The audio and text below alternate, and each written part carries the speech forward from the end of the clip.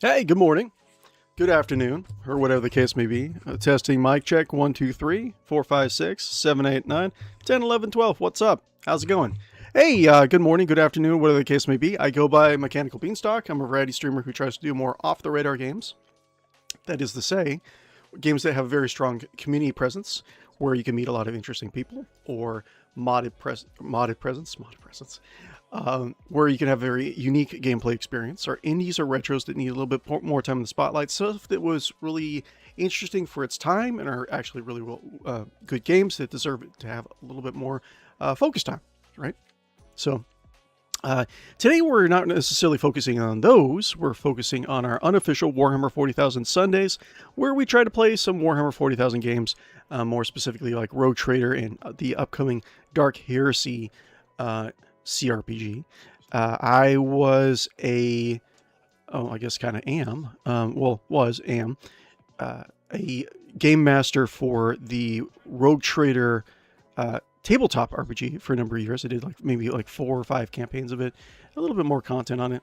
Not necessarily an official LoreTuber, but I think I have a decent amount of grasp of the lore itself, and I think I have a good, strong take on some of the more esoteric parts of the Warhammer 40,000 lore. So, Warhammer 40,000, if you didn't already know, is a setting where in the far-off future of 40,000 plus, the mankind is vastly overpopulated. In the Empire, life is cheap. Technology is treated with very arcane reverence for it, and faster than light travel, sorcerer's powers, and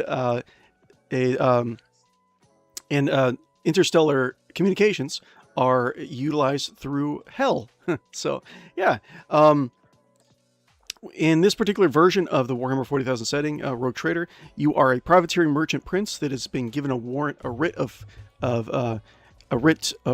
trade, a writ to go out and kind of be a privateering merchant prince in space. Yeah, and expand the borders of the Imperium. And you're going on space adventures in this kind of like diesel punk futuristic setting. Yeah, we've been running our second campaign in this for quite a bit of time. If you have any questions, be sure to let me know. We tend to take breaks to talk about the tabletop lore side of Warhammer 40,000 quite a bit. When we have a discussion to talk about, which I'll get into a little bit later. But yeah, if you haven't already, be sure to like and follow and subscribe on YouTube and Twitch, because you'd be my best friend if you do so. And also, yeah, I just think it would definitely help the channel grow. Link to our Discord is pinned in the live chat to my right. Also down below in the video chat, in the video description, rather, down below. And yeah, let's bounce into it. I kind of meant to make progress on this boss from last game. I totally forgot to do it, though. Oh, my lord. Mechanical Beanstalk, what are you doing? But yeah, thank you guys for hanging out with me. I do appreciate that. So, okay. We're playing as Lord Captain Guppo Teawhistle, the Teawhistle Dynasty. I usually go through all these character recaps pretty quickly, but it's a modded game using a mod called Toybox to have a secondary abhuman race into the game. So we're playing as an abhuman variant of humans in Warhammer 40,000 called Ratlings, right? They're essentially space halflings, right? There's a lot of fantasy variants in Warhammer 40,000, right? Halflings would be one of them, right? So, Lord Captain Guppo Teawhistle, he is going to be... Most of the characters in my party are space halflings. We got Lord Captain Guppo Teawhistle, the Ratling Overseer... Officer Overseer, I want to say. Officer Overseer, is that it? Yeah, Officer Overseer, right? And his bird, Barnabas, right? Two-headed bird, Cyber Eagle, right? We got Halfling Solomorn, right? With his Cyber Corgi Glado. Like I said, I'm not going to go into too much detail with this. We have Halfling J, which is dual attack, one sword, one pistol in one hand. Blade Master, right? We have giant buff halfling Irolet, halfling Irolet, not a space elf Irolet, right? With a giant, heavy bolter, right? We do have halfling Adira, right? Oh, she's so adorable.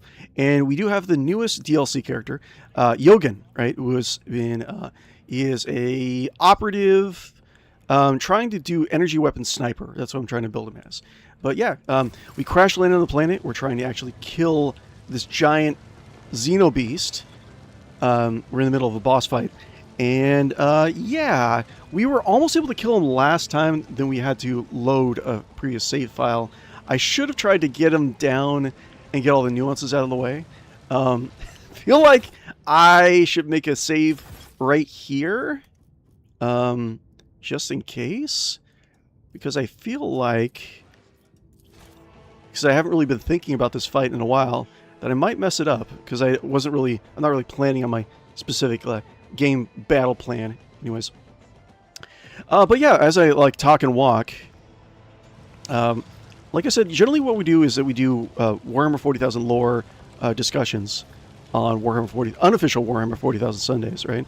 And in particular, we focus on the tabletop RPG side, because there's been a lot of interesting player-created lore and developer-created lore for the sections that were dedicated to the RPG side, right? So we do that.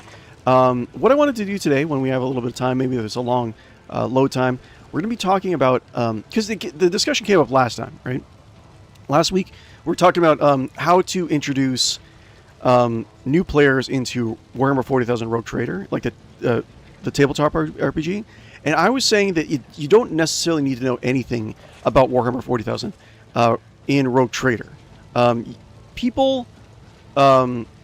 Characters, there exist in Warhammer 40,000 in the Imperium, planets that have never heard of the Imperium at all, or very barely heard about it, and are just lucky enough that they have not been touched by war. Yeah, it sounds kind of weird, but yeah, it does happen.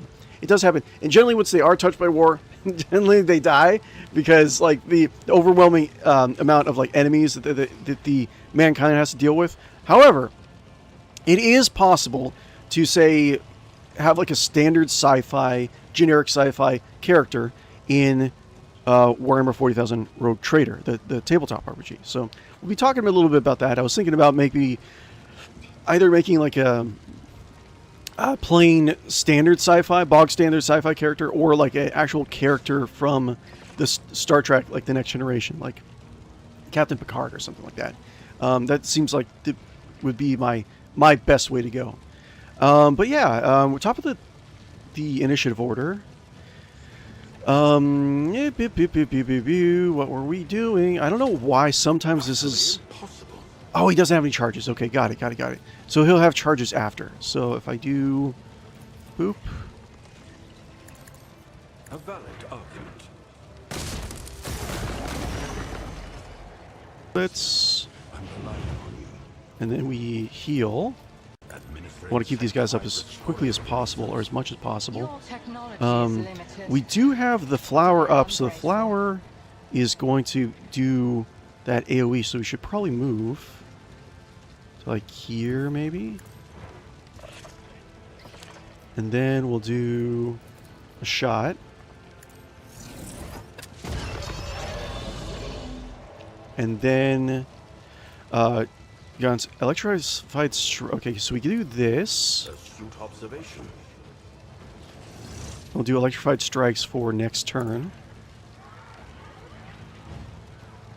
Okay. And I think we're fine. You will pay an even greater price. I don't think she's in an AoE bubble. I can't really tell. But I think she should be good too. It'll do a little boop here. Do I want to do fervor? I think I do want to do fervor. My reckoning will be swift. Okay. We'll do this. Is beneath me. And this. I understand your intent. Or maybe I should have done that afterwards. I don't know. Who cares? I'm fine. I know what I'm doing. I totally know what I'm doing. Forever.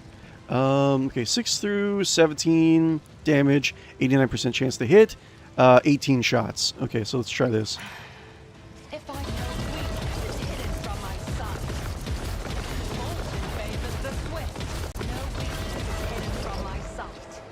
Okay, cool. And I'll just do a blitz. Just This because. tedium is beneath me. Okay, cool. Don't do that. Clot. Okay, that does AoE. That is not fun. I don't like that. Ow. Okay, I gotta be careful about cluttering everyone together. Lord Captain Guppo Teawhistle of the Teawhistle Dynasty. At your service. Okay. So... I do want to heal. Yeah, I don't know, man. I haven't really been thinking about this combat all week. Need a little morale boost? So hopefully I'm not going to make any mistakes. Let's see here.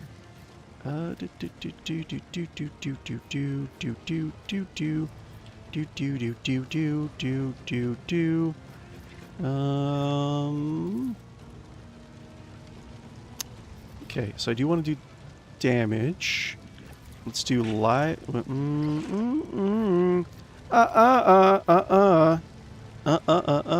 is Glado dead? Glado is dead. Let's do bait for Salmorn.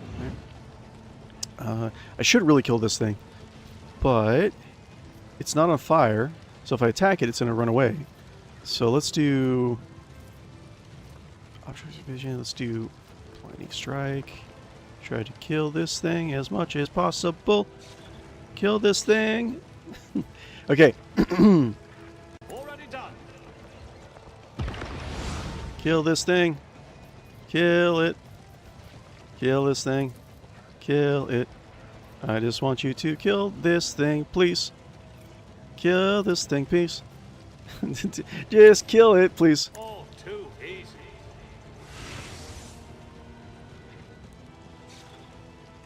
What?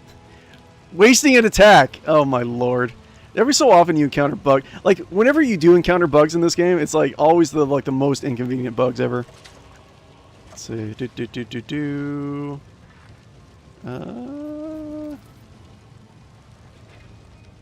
I can't really go anywhere. I think I'm probably gonna have to load this. Ah! Mocking. Okay. I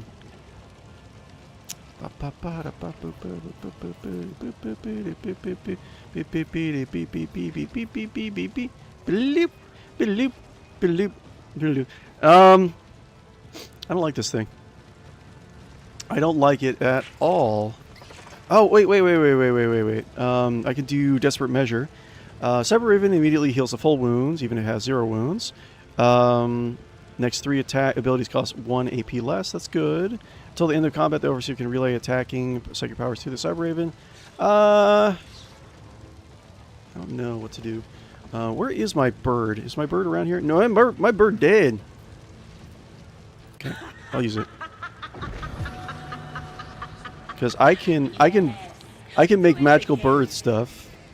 I can do so much bird stuff. Look at this. Bird stuff. Relocate. Let's see what you can do. I can do bird. And then bird. Probably not as much bird as I want, but bird. Group. I have a group AoE bird heal. Excellent. Amazing. 10 out of 10 bird. Know what I'm talking about. Okay, anyways. Oh, wait, I can't do 2 bird movements? Bird! Okay.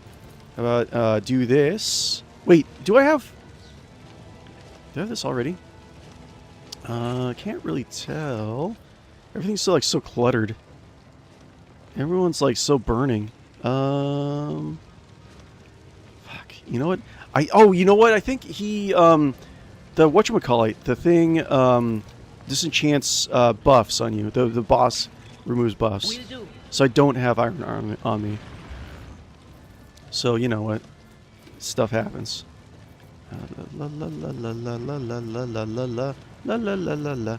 I do want to actually get some fire on this thing.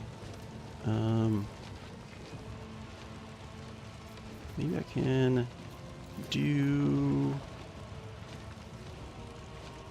Anything else? Bird! Okay, so that's good. We want to have many bird. Bird. I don't know. I don't know what's going on with me. Don't judge me. Bird. Let's see here. No, I don't have Tourette's, by the way. This is just me. It's all me, baby. Bird. Yes. Okay, wait, I can't. This doesn't do AoE. I'm pretty sure it doesn't, right? It's my turn. I'm gonna control That. it myself. Disruption. Okay. And I can't do anything. Get Glado back up. Get up, Glado! Get up! You're a champion! Go get him. Oh yeah, I can bounce. I can do like a little boing. Check this out. Yeah, bitch. Boing. Wait, no, I don't want to do that just yet. How about, can I boing over here? Wait, it takes... Oh, it takes movement.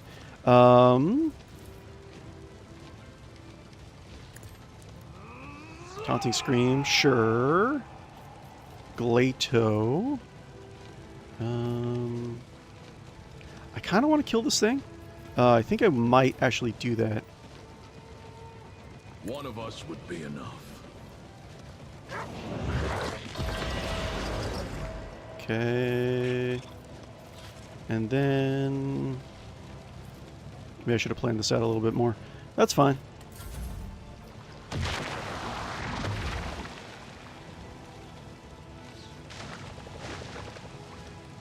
Okay, that's for sure. Okay, second round. Okay, second round, the thing is going to go right here, so we got to move. And this should be still active. A valid argument. And, okay. So we are good. I think we can do that. Front line. I don't know if it's really relevant, though. Grants or engines marks a thing on the battlefield. All allies in the front line gain plus 21 bonus armor, and all enemies suffer 15% more damage. Okay, it is good. I think kill zone is what I was thinking of. Kill zone for one round. All enemies in the area are forced to reroll successful dodge and parry tests. All enemies that suffer damage are with less than 26 wounds immediately die. Not quite there yet, I gotta say, but soon-ish. Okay, so we do more. Boop. And anything else I can do? Anything you can do, I can do better. I can do do do boo do do do do do do do do do. And then I'll do boop. A valid argument. I don't like you. I want you to die. Please, why won't you die, my friend? Just die, just keel over, just have a heart attack, you stupid drover. Just die!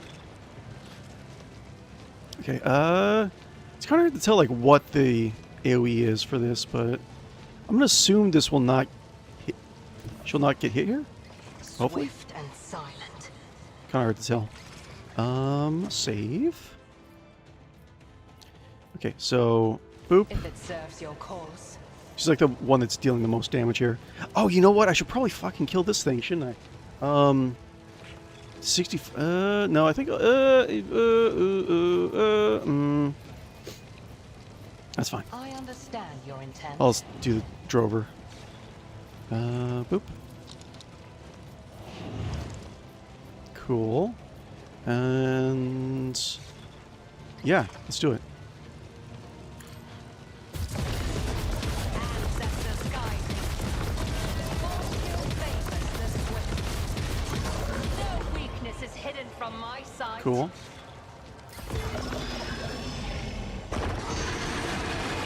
Ow. You killed my bird, you stupid!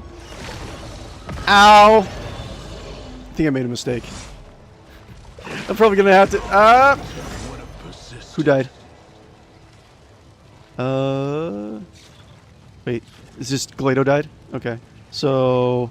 That's not the worst thing that happened. Captain... He should move away. Move like right. Can you go here? Ooh. Captain will go here.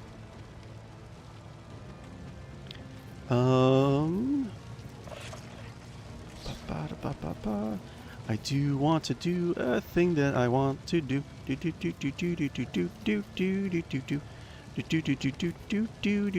Blinding strike.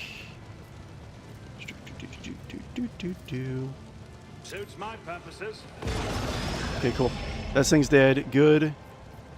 Very good. What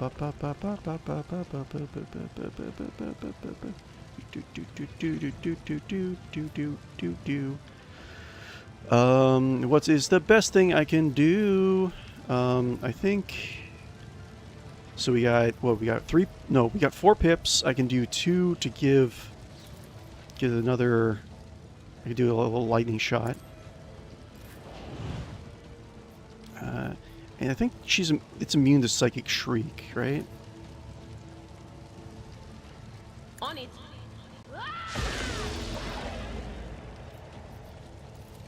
Okay. La la la la la la la la la la la la la la la la la la la. I should probably save. Solomorn actually needs it more. Heal. But of course, Ow. calling to me. Let's load. Knocked him down. He's gonna lose an entire turn. I don't want that. Yes, I save scum, and I'm proud of it. I'm proud of my save scumming. Okay, like while it's loading, let's actually talk about something. So what I was gonna do is talk about during like load times, right? I'll kind of like do the intro on this, and then I'll switch back around to the pen and the Rogue Trader, the cRPG, right? So, anyways, the dealio, right? We're gonna make a character in the tabletop RPG, right? So, I'll make a character in the tabletop RPG for Rogue Trader. So this is kind of I don't know if you can really call it a guide, but like a little example of like if you're trying to get into Rogue Trader, the tabletop RPG, and you have players that are just like so overwhelmed with Warhammer 40,000. They don't even know. They're like they're like stunned with choice, whatever. I think there's a saying for that.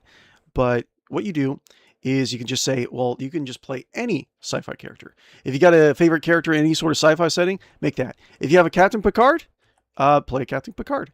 Even though in most in-game worlds, that benevolent kind of thoughtful person would not go for much, right? He would not be as accepted. Not necessarily that he couldn't excel, but it's not something you would really expect for Warhammer 40,000, right? So, really quick. So generally when you're dealing with a character, it's pretty much the same in the percentage system for the old Warhammer 40,000 RPGs, weapon skill, how to hit with like hand-to-hand combat, but some gyms might actually call for it when you're actually like trying to grab stuff or using hand-to-hand, hand-eye coordination, stuff like that. Sometimes ballistic skill, shooting, strength, physically strong, toughness, physically tough, agility, physically flippy, intelligence, physically smarts, or it could be street smarts. It's kind of like together, right? Perception, how you're able to see things and like perceive certain things, get fine details on it. Willpower, like how willful you are, not necessarily against like psychic powers, but also, being able to resist, horror or seeing horrific things. Not a lot of Warhammer 40,000 campaigns, in my experience, really reflect, like, sometimes your characters will encounter horrific things, and they have to test willpower in order to avoid going insane, because going insane in the tabletop RPG, the TTRPG, for Rogue Trader, is a very real thing. Like, you can have your your rogue trader, your main captain, sees something horrific, like he looks into the dawn of creation, and his mind breaks, right? And he becomes like a drooling little slob, and you lose your character, right? It's a possibility. It's a possibility. In Fellowship, it's like charisma. It's your riz, right? So we'll go back to the tabletop RPG in a little bit. It's kind of hard to see. It's I don't know how to rotate this. Can I rotate this? I don't think I can. But how you generally roll up rogue trader characters, you do an origin path system, right? So what you do is that you actually start. I don't know if you guys gotta like crane your head a little bit. I don't know how to rotate. I'm sorry. I can always wait. Hold up. Let's see. Do. I think I might be able to do something. Hold up. Rogue trader origin path system. Let's see here. Yeah, here we go. Is this the enhanced one? I think this might be the enhanced one. So yes. Ooh, it's not. Let's see. Let's do size large. We'll go back to the pen and paper, the cRPG in just a second. Expanded origin path. I don't know if this is what I'm looking for. I think this is I think this is the expanded one. So the first expansion book for Rogue Trader actually has an expanded origin path, which adds more stuff. I would say definitely Into the Storm is a very, very good buy if you ever are able to get Rogue Trader and Into the Storm. I feel like you're going to have the complete package for Rogue Trader tabletop RPG, right? So generally what you do is you start off on your character. Remember, we're going to try to make a Captain Picard. Well, I mean, I guess we are going to be making a Captain Picard character for Rogue Trader, right?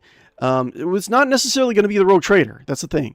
Because even though there is a Rogue Trader class, I would rule it as a game master that they're more of like it's more of a privateer or corsair charismatic class. Because not all Rogue Traders are going to be dashing debonair. Is it, they say debonair? I'm not saying it right. Charismatic, pirate captains. Not all of them are going to be like that. Some are going to be risen from like a scholarly pursuit. Some are going to be psychers, right? So you don't have to be a rogue trader is what I'm trying to say, right? But anyways, you start from the top column or the bottom column, right? So you do actually, let's see. Actually, hold up.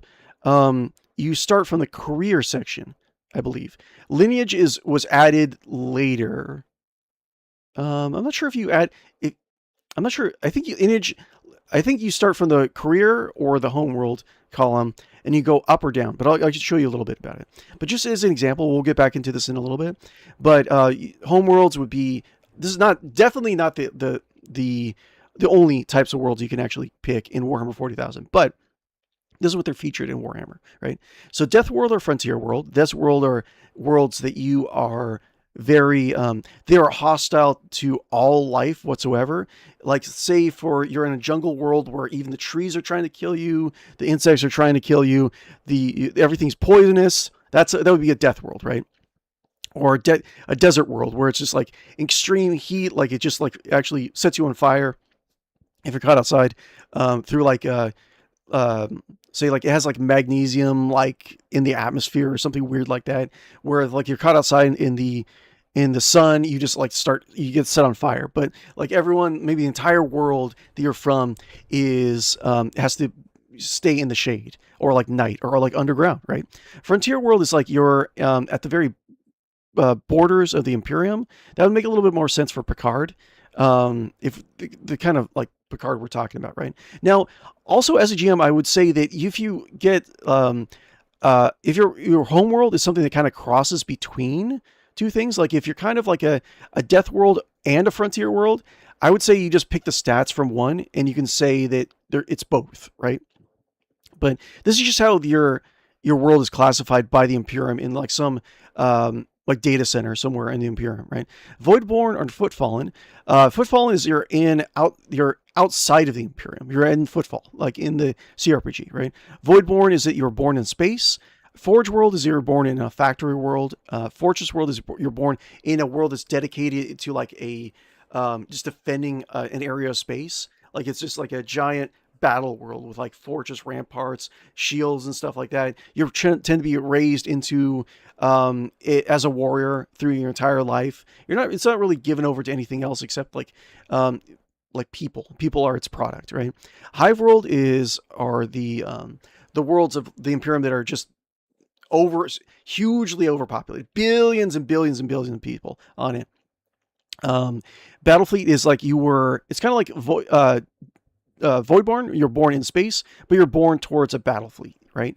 So you're born into the Imperial Navy. Not you can kind of make the case that you're not always the Imperial Navy, but you are maybe like a part of a merchant fleets or something like that. Some sort of other like adjacent Imperial faction, right?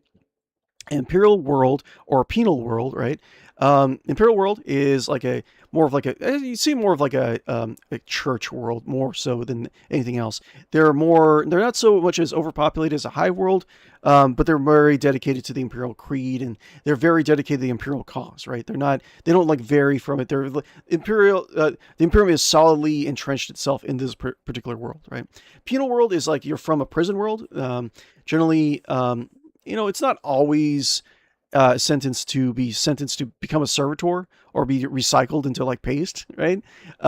Sometimes you are sent to a penal world for a variety of reasons. One is like they can raise a regiment of criminals and send them in as cannon fodder into battlefields in order to, help take over planets, right? The Imperium, rather. Nobleborn is you're born into the Imperial nobility. You have a lot of vastly good structure. Sometimes nobles. I think there's a very interesting story in the Dark Heresy background about the I think it's the Malfian nobility. I think it was the Sisters of Battle. They have a non-militant order called the Ordo. I think it's Dialogus, right? And normally the Dialogus are diplomats and like advisors to like nobles, right? But I seem to recall a story about how over generations, like the Dialogus actually had they tried to make like more pious noble families by selective breeding, right, for Malfian families. This is over like hundreds of years, right? And it like actually like mutated the Malfian families. Like they're not. I think that's like the origin of their weirdness is that like actually the Sisters of Battle are their origin. It's just kind of like crazy, right? Child of Dynasty, you were actually born into a rogue trader dynasty, right? So that's very interesting. So actually, I went over that really quick. I'll go over the classes really quick, but essentially what you do, you can go from the top, you can go for the bottom, the career, and you can go, say if you're Death World, you can go, or Voidborn, let's just say, you could go one down to the next row, or one down or one left or one right. So if you're Voidborn, you can go to Scavenger is your early days, Scapegrace, Stubjack, right? And they each of these like little boxes give you a little like bonus to your stats. Okay, with that said, we'll go back to the boss fight, which I probably will have to load again because like I said, I have not been thinking about this boss fight at all. But anyways, boop, boop, boop, boop, boop, boop, boop, boop. So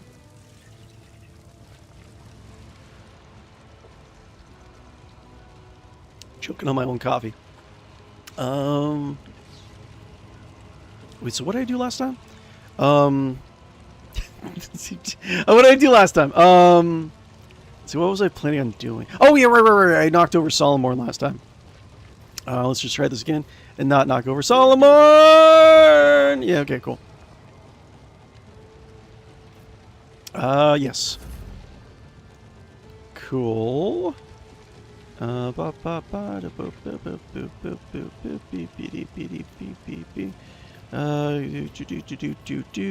else I should do?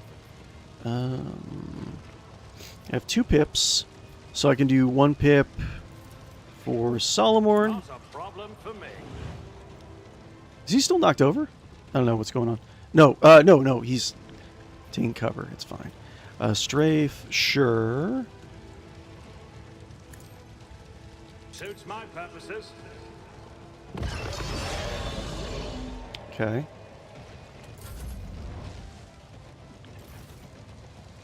Stop it! Okay, sure. We're doing good. We're doing good. We're not too close. Oh, wait, she is kind of close to the captain.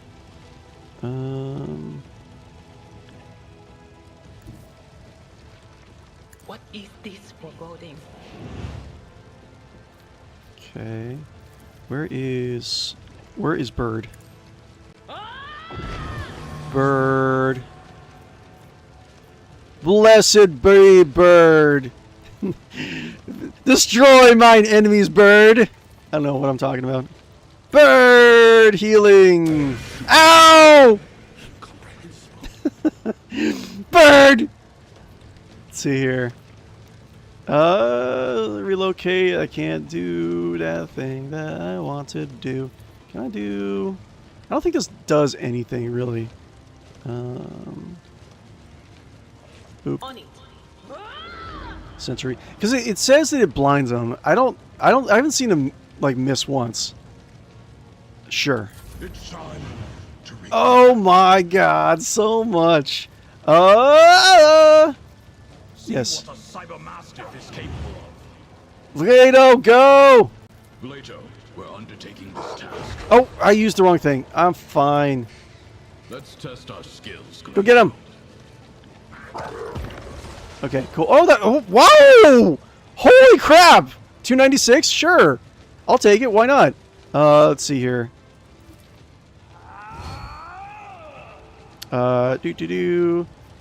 So let's do.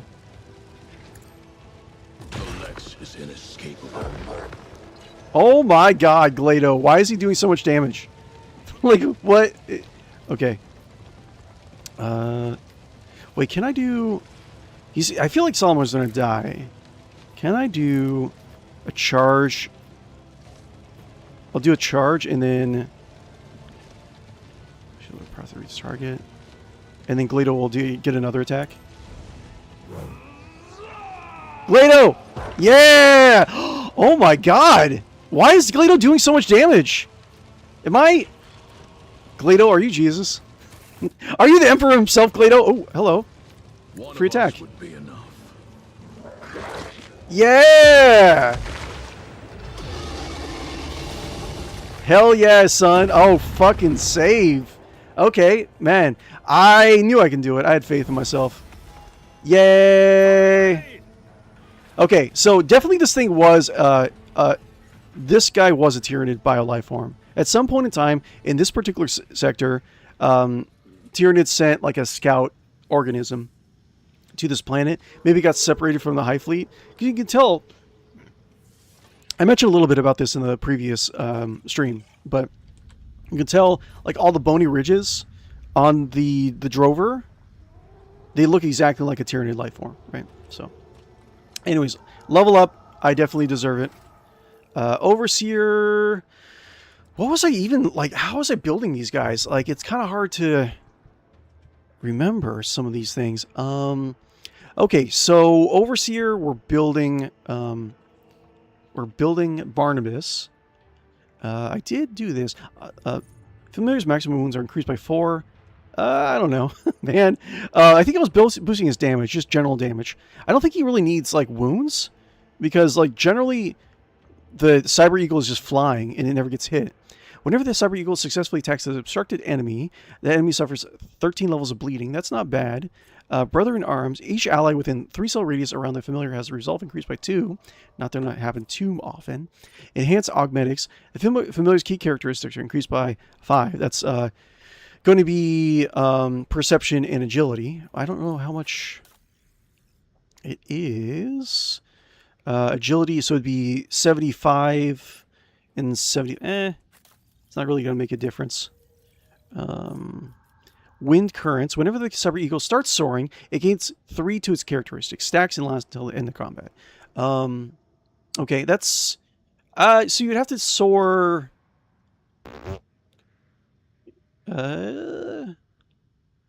Okay, 3, 6. So you have to soar like 4 times. I mean, that's doable in order to do like to get like a benefit from it. Is what I'm saying. Um, okay. One thing I feel like there's something. There's a voice in the back of my mind saying that there was something I wanted to do. Okay. Fortress World, familiar kickback. At the end of the turn, Fortress World characters gain stacks and never stop shooting. I barely use never stop shooting for Captain Guppo. Hail of Steel. Every each round, the Fortress World characters gain a stacking +1 bonus to dodge against range attacks for each shot they made during this round. I mean, every so often he shoots, not that often. Never stop believing. When all stacks of never stop shooting should be lost, they instead become 13 stacks instead. Again, I feel like I barely ever use it. Spear Magazine is Fortress World characters first reload in combat costs 0. It's like I'm just using my Cyber Eagle so much more. You kill it. If the servant kills the target, kills the target, the noble dealt damage to last turn. The noble gains +1 AP next turn. That's not bad. You protect me. If the noble and the servant are adjacent to each other at the start of the noble's next turn, they both gain temporary wounds equal to the servant's toughness bonus or noble's fellowship bonus, depending on which is higher. Interesting. Hey, Sergeant Nugget, what's going on? Stream is a little quiet. So let me bring my crazy side that JK, crazy side in just got into Warhammer series, started with Space Marine 2 when it came out. I'll just finished Space Marine. Well, congratulations for getting into the greatest IP ever, in my opinion. I love it so much.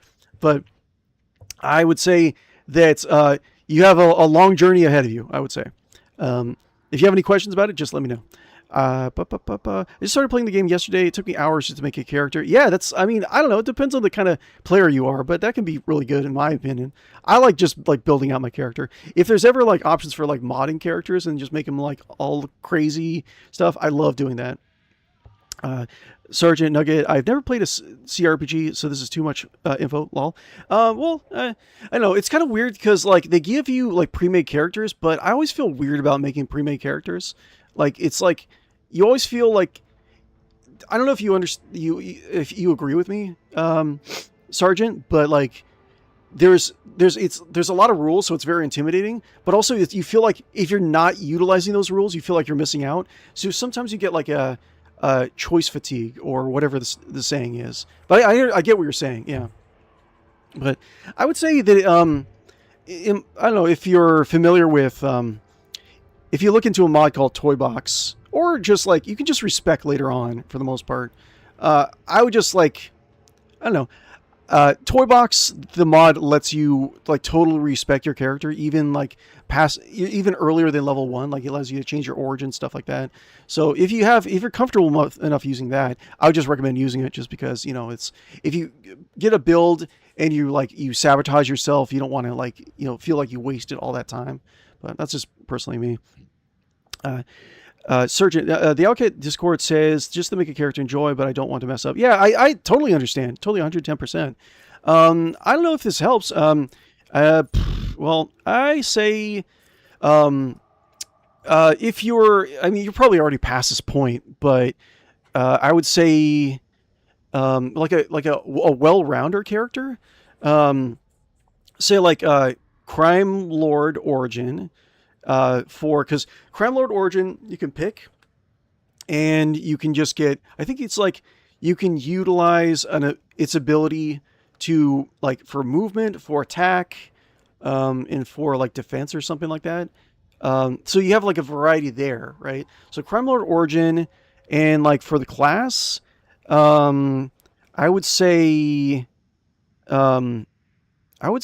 like Soldier is like a good set, like it, because you want to feel like you're doing something, and then you can kind of like by the time you're done with the soldier archetype, then you can kind of get a more of an understanding of like the gameplay system, and then you can pick your second archetype, right? So I wouldn't recommend, I won't recommend that to you, but I'd figure that that goes for anyone watching too. If you're ever interested in like playing this game and it's like this is intimidating, I think a good default to settle on would be Crime Lord, Soldier, and Crime Lord, Soldier, That should be good, right? I don't think I'm thinking. I don't think I'm forgetting anything else. It's very simple, right? You just have you can have a gun, and you can even like use melee if you really want to. I mean, soldiers more geared towards guns, but they have a lot of like a wide variety of skills you can use for like reloads, combat. I think the soldiers actually have like they can give plus healing, and they can give bonus to healing other people. I want to say so they can be like a combat medic, and like it's just like it's easier to play, and you can. I think soldier actually spreads its secondary archetype actually spreads out to a lot of like good things too. Like I think you can be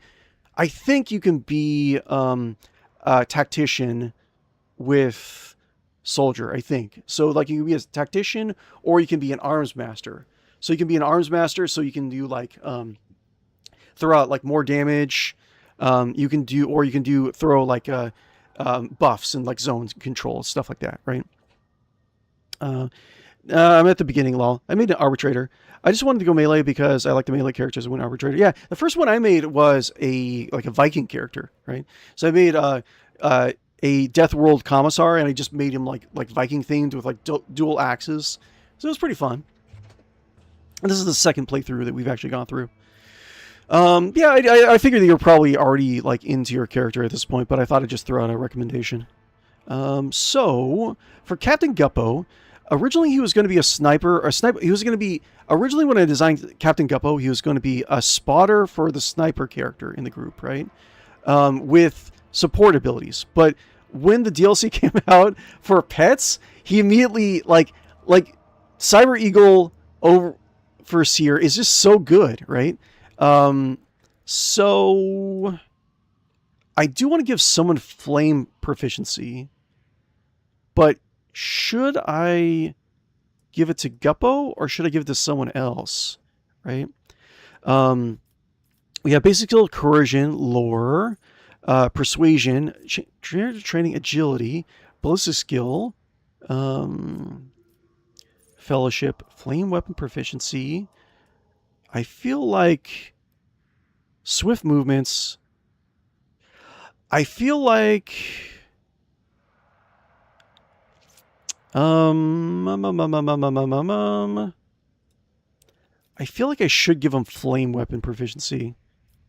Because I think I've gotten like the majority of Cyber Eagle enhancements. I think I've already gotten the good ones.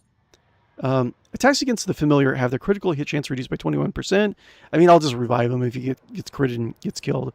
The familiar gains a 50% dodge against their overseer's attacks. I mean, he's always flying. It's never that big a deal.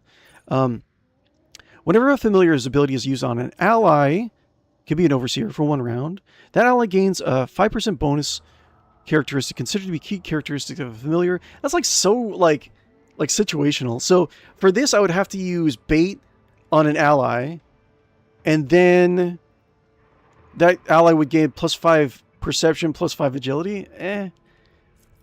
I don't know, man. It doesn't seem like anything else is that great. At the start of the Overseer's turn, the familiar gains 11 temporary wounds, but he's always soaring, so I don't really need that. So I think... What do I have? What do I have in total? We can make the maximum wounds, doesn't really need. Whenever the Cyber Eagle successfully attacks an interrupted enemy, that enemy suffers 13 levels of bleeding. That's good. It's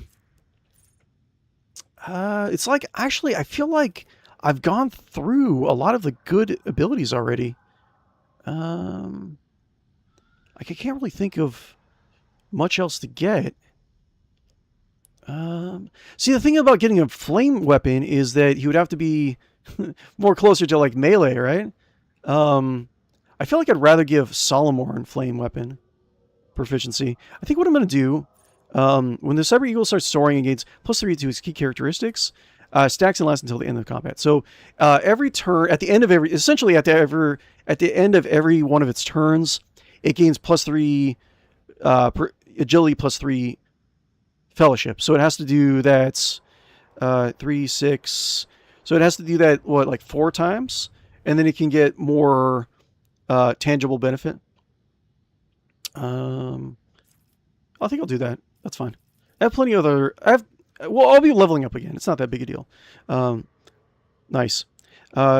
If quiet If quite just playing the game, just looking out at the second monitor. No worries. Cool. Let me make sure my audio is working okay. I'm getting all paranoid now. Like every so like the last like what was it, like the week before that or so, I had all sorts of like weird streaming problems go on. I'm like so paranoid about that. Oh, are we getting another one? Wait. So oh yeah, there's 2 abilities. Okay, cool. You kill it. Familiar kickback. So I will do lore warp. I don't think I need lore. I think eventually, because eventually I'm going to give him psychic powers. So I don't think. I mean, I don't know, maybe I might need it. Nimble, plus 10% bonus to dodge, agility, plus 5 agility.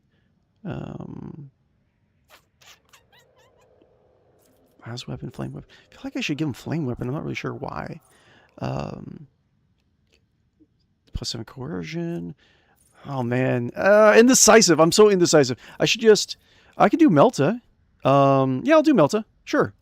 Actually, yeah, I'll do Melta. Because I'll be able to give him a little bit more variety. And I'll give Solomorn... give Solomorn flame weapons. Battle mode terror. That's new? Okay. Whenever the cybermastiff... I don't remember seeing this last time. Whenever the cybermastiff hits the apprehended enemy or enemy adjacent to the protected ally, it gains +1 to its key characteristics, which I think is like strength in perception, I want to say. I don't know. Brother in arms. Each ally within 3 cell radius around the familiar has a resolve increased by 2. Okay, remember that. Enhanced Augmentics. Familiar's key characteristics are increased by 5. Okay, Master's Patronage. At the start of the Overseer's turn, the familiar gains +5 temporary wounds. Okay. Relentless Pursuit. The apprehended enemy takes 8% more damage from the Overseer. That's pretty good. Side by side, when the Overseer and the familiar are adjacent to each other, both will reroll failed dodge attempts once per attack. I think I should have... What else? Better die for the Emperor. Well, under 40% wounds, Imperial War characters gain +10 bonus to all characteristics and +2 to resolve. Ready to serve.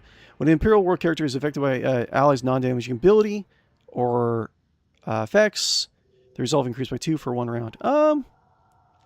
That's not bad. Let's see here. Armor piercing, arbitrator. Arbitrator's successful attacks reduce the enemy's armor by 20% for 1 round. That's not bad. Binding purpose. As long as the arbitrator has more than 90% wounds, they are immune to the following negative effects: blinded, disturbed, fatigue, perplexed, slowed, and staggered. That's not bad. Mob justice. Allies in a 3 cell radius around the arbitrator deal 7% more damage. That's pretty good as well. Pacification procedures. Once per turn, the arbitrator can throw a grenade. It does not deal damage on impact. The action costs 0 AP and does not count towards the attack limit per turn. That's actually pretty good. I will do that. I will. Yes. And then I will do flame weapons, if I can. Flame weapons.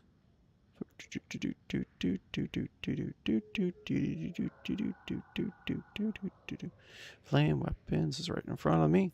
Flame weapons, yes. Cool. J is all going to be about more dancing in, doing melee damage, or dancing to mid-range, and doing debuffs, right? So we'll have to focus on that. Okay, so Accustomed to Glory. Whenever an Archmilitant or their ally uses a heroic act or adjustment measure, the Archmilitant gains +1 and 10% damage on all attacks until the end of combat. Okay. Okay, it doesn't say if it stacks.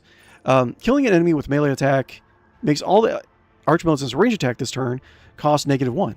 And vice versa. Does not stack. That's good. Maybe this, if nothing else. Awaiting orders.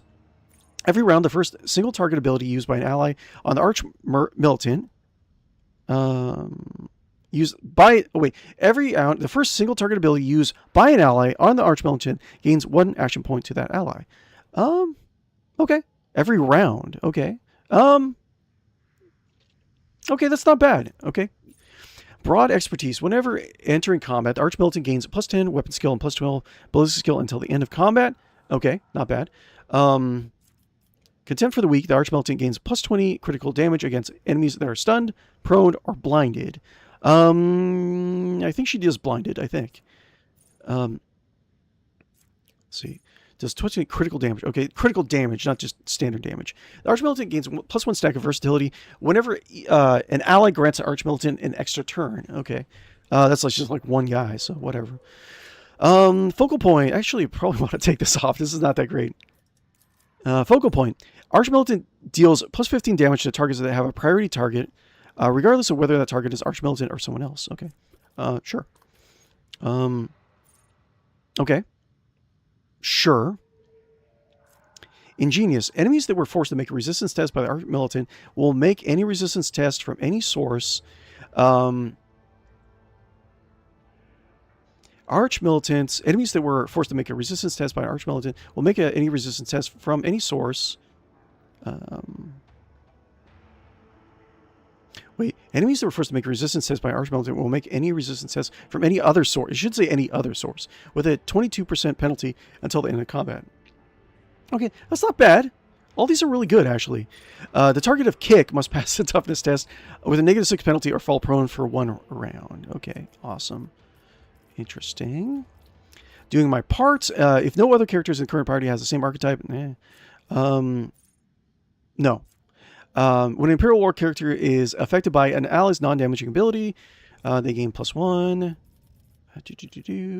Dueling Mastery. Dueling Mastery, what's that? Grants plus 15 bonus to parry. Durable Nodding. Enemies immobilized or slowed by the enemy's Weber have their weapon skill, ballistic skill, and agility reduced by 12. I haven't really been doing a lot of like Weber like stuff, have I? Have their weapon skill, ballistic skill, and agility reduced by 12 while this effect lasts. Due to Promethean treatment. Fire damage suffered by enemies currently immobilized or slowed by this character's Weber is increased by 35%. That's not bad. See, the problem is I think that Solomorn is going to need like one melee weapon for the most part in order to charge, right? And he needs a shotgun. So I would have to make a decision of like whether or not to not have charge. So this can be kind of like, and it would only be Solomorn. And what I'm trying to say is it would only be for Solomorn when he is carrying a flamethrower in the battle, which is not going to be always, right? Resistance test against the character's webbing effects over -30 penalty. Yeah, that I think I'll do that if nothing else. Yeah, -30 penalty. Yeah, it's good. Okay. And she's all like lots of shots, lots of damage. Okay. Against all odds, the Master Tactician begins advantage with additional stacks of tactical advantage equal to the number of enemies. She doesn't really get a lot of tactical advantage stacks because she's only using one type of damage a lot of times. So that would be good. Oh, wait, no, tactical advantage. What? Wait, hold up. I'm thinking of something else. Tactical advantage. The Master Tactician gives a special tactical advantage effect that allows them to empower their attacks. They gain 1 stack effect for every 5 momentum gained. Okay, so I'm thinking about something else. But it is good to have a lot of these. Equal to the number of enemies. That's pretty good. Because generally you're outnumbered in this game. Comfort and Conformity. Whenever ally grants the Master Tactician 1 stack of tactical advantage, they also heal 1 wound for every stack granted. Cost effective. Grenades and medikits cost 1 less action point to use to a minimum of 0. Not bad. Not bad. A lot of good stuff. Every critical hit scored by the Master Tactician grants momentum equal to resolve blah blah blah. Works up to 3 times per turn. That can be really good too.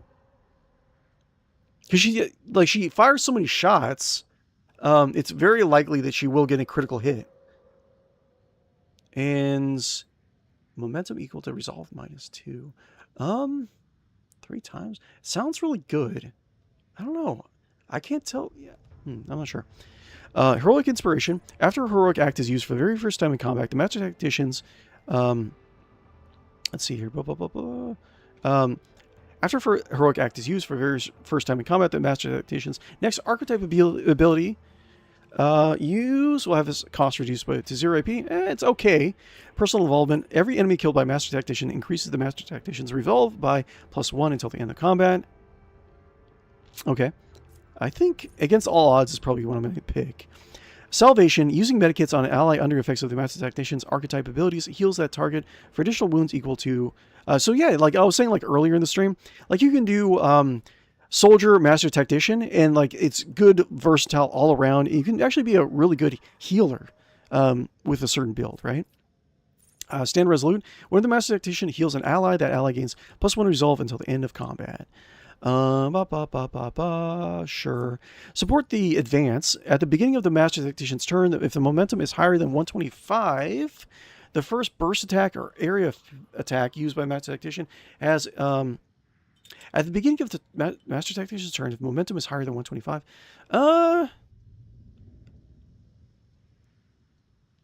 costs 1 less than action point, minimum 0. I mean, it's okay. That's okay. We got a lot of stuff we bookmarked. Suppressive fire. Enemies hit by the Master Tactician have 10% higher chance of hitting cover when shooting at Master Tactician's allies behind cover. Okay, interesting. That's actually not bad. It just globally works. Okay. I mean, it's not bad, but it's like, I don't know if I'm always going to have cover. You know what I'm saying? Tactical Respite. Whenever the Master Tactician reloads a weapon, all allies within a 3-cell radius around the Master Tactician reload their weapons. Yeah, another thing like with like Soldier, Master Tactician is like you can do stuff like this, and you can build a group where it's like it's supportive. Like if you have like a group of like a bunch of heavy gunners, this would be like a really, really good ability, right? Undisputed Advantage. Press advantage also ignores cover and dodge. Wait a minute, that's actually pretty good. That's pretty good. Ignores dodge?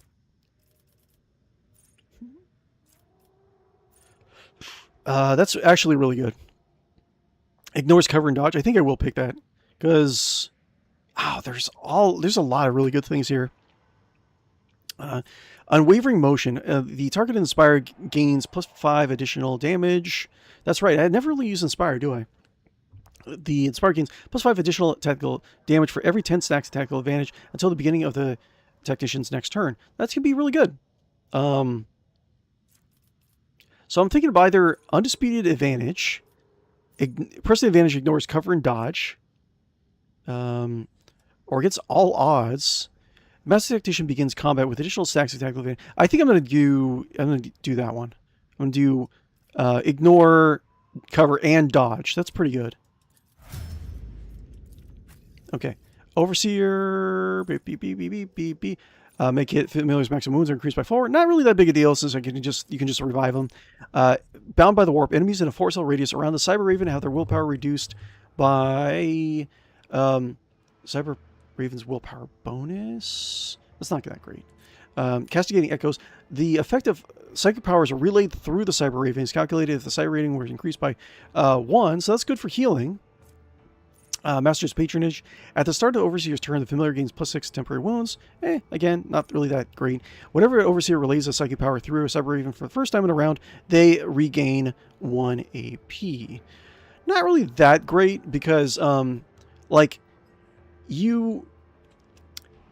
able to, with the amount of AP that I have every turn, I can use all my buffs. And if I have any more AP, it's not going to be there's not any point to it, right?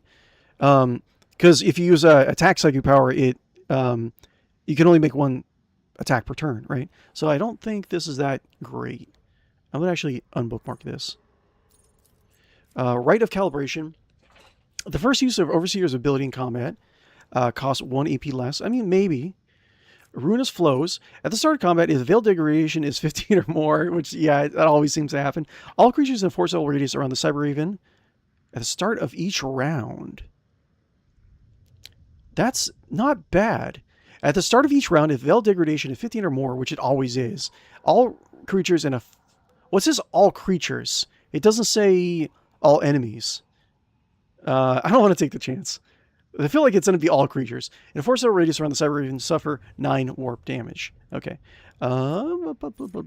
Sacrificial Penance. Whenever the psychic power is relayed through the Cyber Raven, it suffers 3 direct damage and gains 3 willpower. Stacks. Whenever the Overseer and the Familiar are adjacent to each other, both reroll, fail, dodge, blah, blah, blah, blah, blah. When the Overseer is within 4 cells of the Cyber Raven, whenever the Overseer triggers Perils of the Warp, it affects a random enemy inside that area instead of the Overseer. That's really good. Whenever the Overseer is within the 4 cells of Cyber Raven, whenever Overseer triggers Perils of the Warp, it affects a random enemy inside the area instead of Overseer. Exceptionally powerful enemies can be immune to the instant kill effects. Okay. This is pretty good. If there are no enemies in this area, Perils of the Warp affects Overseer as usual. Okay, so that's kind of situational, I suppose. So I'd have to be... Let's see here. So what? I would have to be like... I mean... I can see me utilizing that. Because I could just send my... I can see myself doing that. Because you can do within 4 cells of the Cyber Raven, which I think is the bubble, right? I think the bubble is like 4 cells, something like that. It's like 4 to 6 cells, something like that. So then you can get an enemy within that. Yeah, I think that's actually really good. You can potentially get like really, really good stuff here. So yeah, warp buffer. And I'm like always, I'm always breaking reality. Okay, telepathy. These are just talents, not powers, right? Fetal Beep. Oh my lord. That is a great name. Too bad you're Stream Boo. Stream Boo. Woo, woo, woo, woo, woo, woo, woo. I do like the name though. Fetal Beep. Let's see. Anyways, Fatebringer. We have Telepathy. Forsaken. These are all. Sacred Terminus. We can increase our psi rating. I think I want to do psi rating. Sacred Barrage. Sacred Terminus. Yeah, I think I want to do that because that's going to be a requirement for a lot of stuff. Sacred Terminus, yeah. It increases her healing too. Okay, cool. Man, we are we are smashed up. Okay, so we got it. We're good for it. We good. Okay.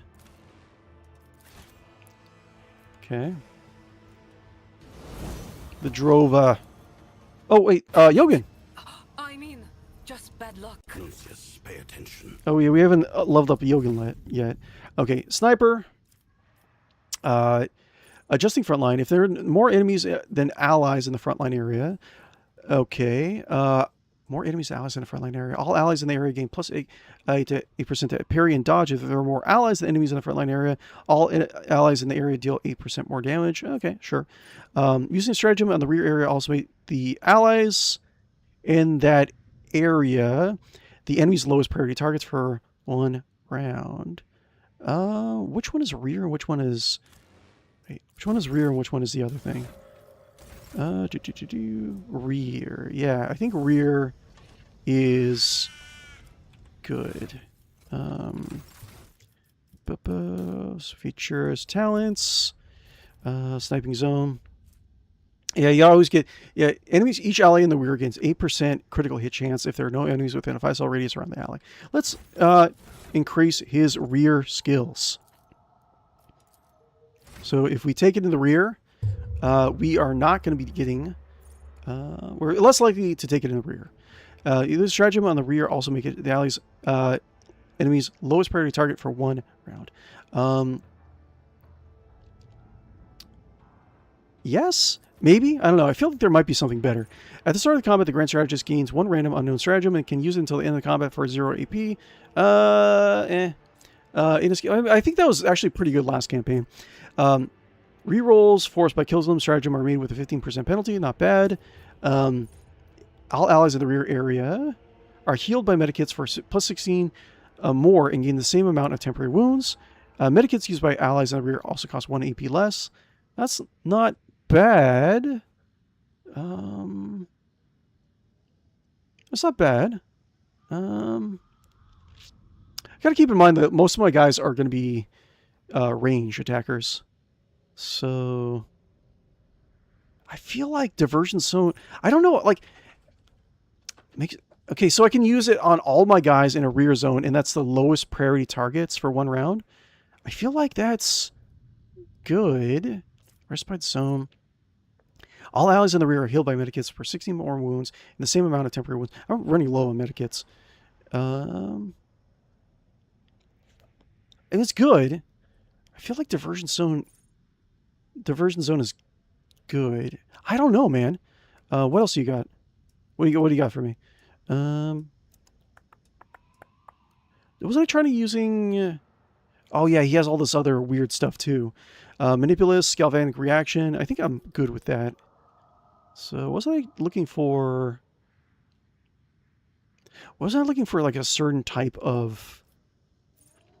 Whenever the user uses a grenade, they deal additional shock damage equal to the number stacks of Ferrum Sanctum. Energy accumulation. If the user does not move during their turn, they gain weapon skill and ballistic skill at the start of their next turn. Does not stack. Energy accumulation. High resistance. The additional damage suffered from Ferrum Sanctum stacks are reduced by 10% per stack. It doesn't seem like a lot of people use electricity damage, do they? Wait, there's something like, I feel like there was something, there's like a weapon talent that I needed. Yeah, I needed Xenotech if I can. That's right. Because he wasn't able to use, hold up. He wasn't able to use the sniper rifles that I had. Yeah, that's right. Eldari weapon proficiency. Can I do that? Eldari weapon proficiency. Eldari weapon proficiency. Eldari. Hopefully I can use it. Drukari. Anything? Wait, can I use it? Eldari weapon proficiency. Wish there's a search feature. Eldari. Oh, it would be under A. A. Wait, do I not? Where is it? It's Eldari weapon proficiency.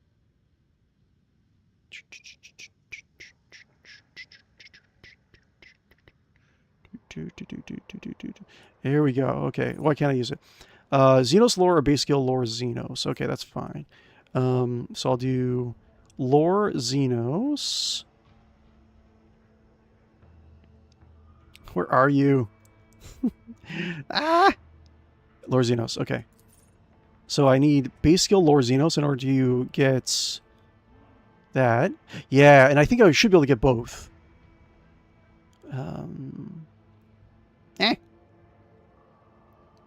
Wait, where are you?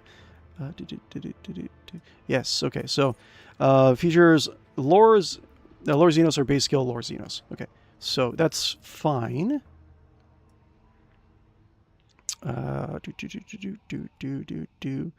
So lore Xenos, yes. And then let's see. Yeah. Okay, now I should be able to actually get good snipers. Yes. Okay. Yes. So much yes. Yeah.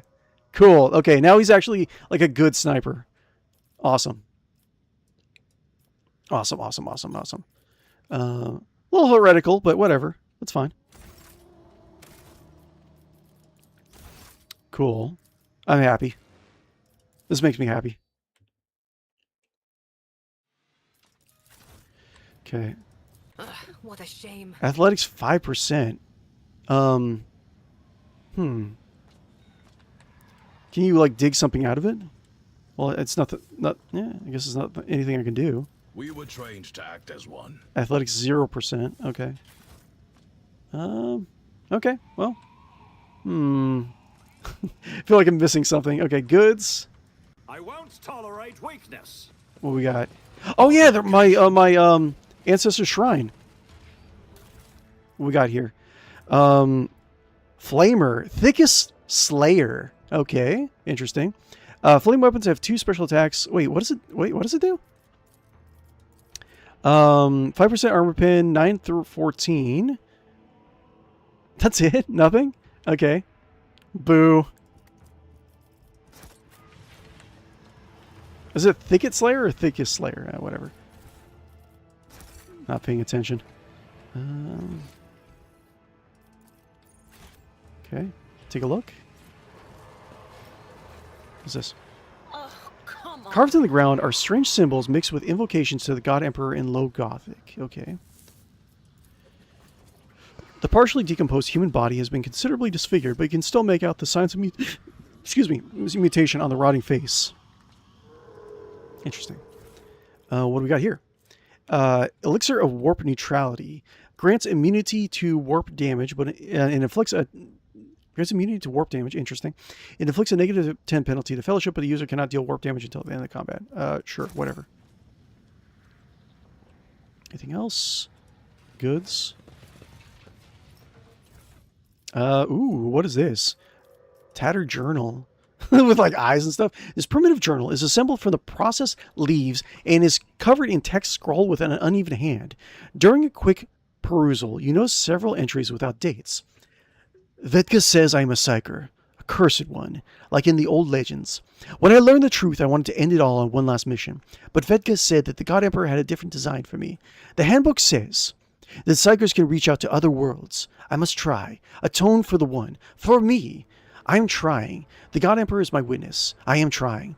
I draw the symbols I see in my dreams. I scream without words, but there's only silence in return. I thought it would be simple and easy. You call out, someone calls back. But I waited 20 nights by the campfire now, and nothing. Vetka comes by sometimes to encourage me. She says that next time she would bring something special. The extract worked! I'm not sure what Vetka put in it, but I fell asleep almost instantly. And in my dreams I heard the call. A scream, a howl, a song all at once. It has answered my pleas. It heard me. All this time I've been doing it wrong. There's no atonement, not for any of us. No one will answer from us from the stars. What sang in my dreams came out at my summons. What sang in my dreams came at my summons. It is the drover. The creature Drake warned us about. It is getting closer, slithering towards me, reaching out with its growths. Interesting. I should have left when I learned I was a psyker. Vetka, if you read this, damn you. It was you who gave me hope. You who made me scream into the void. You who brought the drover to the cage. Only one thing remains for me now. To try and kill it before it reaches the cage. My final mission. Huh. Interesting.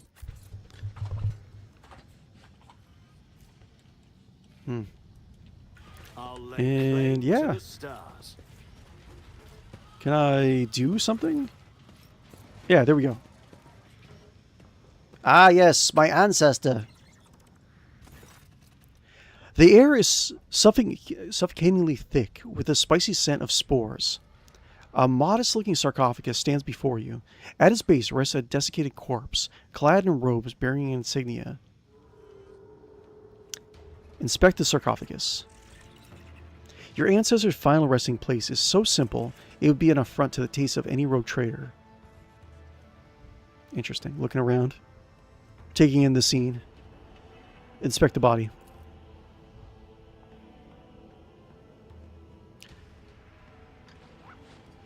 Okay. Oh, there's a body nearby. Okay, interesting. A cluster of flowers have bloomed across the remains of an unfortunate agent of the Golden Throne, having literally been drained of the last of his life fluids. A miraculously unscathed Vox scribe rests within his inner pocket. Most of the messages cataloged by the machine spirit have long since been erased from memory, save for the last. Oh, helpful. Acolyte Watcher. Temple Cell. Attention from the locals has been avoided. Okay. We lost Acolyte Keeper, Oculus, and Dusk. I'm trying to remember what the backstory of this was. I remember a little bit about Zavarian, I think. Zavarian? Zavarian, was it he was plundering, he sought out a potential source of wealth in this area of space, and then he disappeared, right? And he brought a contingent of penal legionnaires, like prisoners, right, to fight for him. That's what I remember.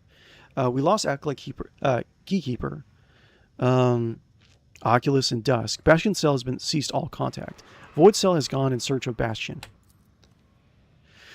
A search of the subject's suspected burial site yielded no results. Okay. No body was found. It appears it was never buried. No traces of heresy required cleansing. Okay. We continue to search for traces of Siberian von Valencius and to purge possible new traces of his heresies. The next marker is the Zeno ruins in the coordinates recorded in the Vox Scribe's memory. Siberian reportedly surveyed them shortly before his death. Open the sarcophagus. So there's nothing in here?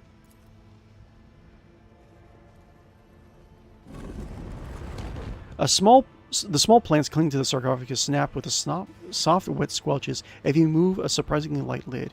Inside, you see nothing but a gaping hollow. Neither your ancestor's body nor his legendary sword lie in the sarcophagus.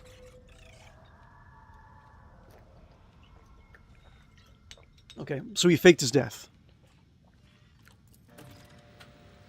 Okay. Interesting. All right.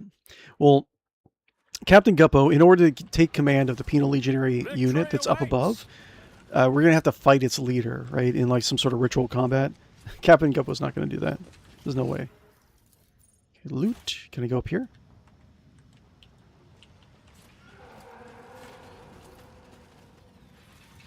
Climb down. How do I climb? Climb up? Climb up, climb down. Where do I go? Wait, how do I... Let's climb down. How do I climb up? None shall stand in my Athletics. way. Oh, do I climb through over his body? Is that what I do? 5% chance. Oh my lord. Can I go? No? Okay. So I guess I have to leave that thing, don't I? Climb up, climb up.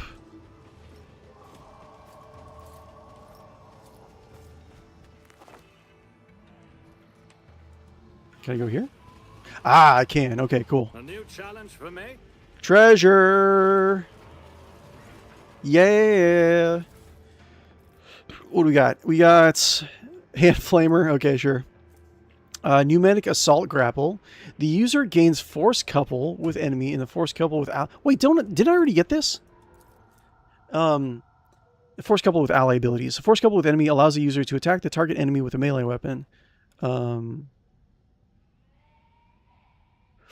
The force... Okay, wait. The force couple with enemy and the force couple with ally. The force couple with enemy allows the user to attack the target enemy with a melee weapon if they have one equipped after the pull. Okay, so get over here! Using each one of these abilities, set both of them on cooldown. User weapon skill is reduced by 10. I don't know. Maybe. Force couple with enemy, force couple with allies. So this is... The user pulls an ally within agility bonus cells to themselves. If that ally is larger than the user is pulled to that ally instead. Interesting. Something to think about. Climb down. Don't need to climb down. Okay, I think I'm good. I mean, we can... Yeah, if we had better athletics, we could have investigated the corpse of the drover, but that's... Yeah. It is what it is. So...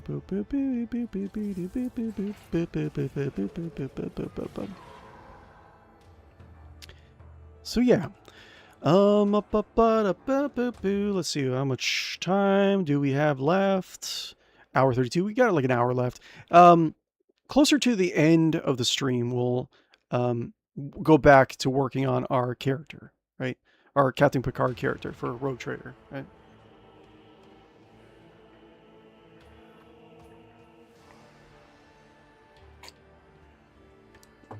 And I'll, if you guys need this is a reference, I'll try to make timestamps in the video So you guys will be able to access it.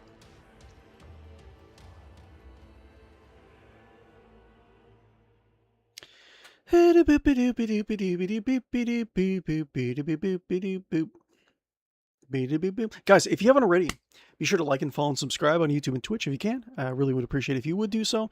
I do stream Wednesday, Thursday nights, Saturday, Sunday mornings, and liking, following, and subscribing is one of the best ways to actually help the channel grow. Current goal over on YouTube is to get to 1K subscribers, just so I can actually take more advantage of the partnership program. But yeah, we do have Patreon, we do have channel points available, we do have super chats, so anywhere you want to donate, it helps grow. Definitely appreciated. Just hanging out and lurking would be very appreciated too. And yeah, so just want to say I appreciate you guys, and I'm always grateful whenever you come hang out with me. Okay.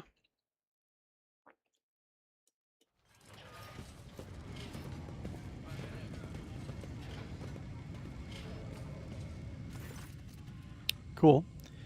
The Meravians surrounding you seem tense. As though you no longer feel any pressure in your head, they seem to be still suffering from the lingering effect of the drover's screech. Well, yeah, they live their entire lives with it.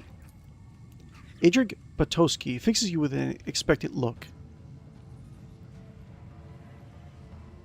The drover is dead. The drover is dead. We know, heir of Siberian. As soon as it died, we can all breathe a little easier.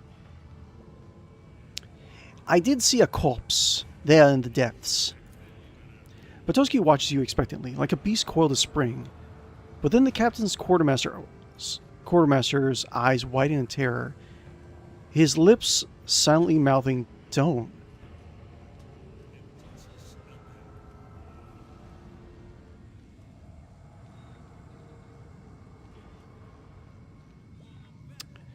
Wait,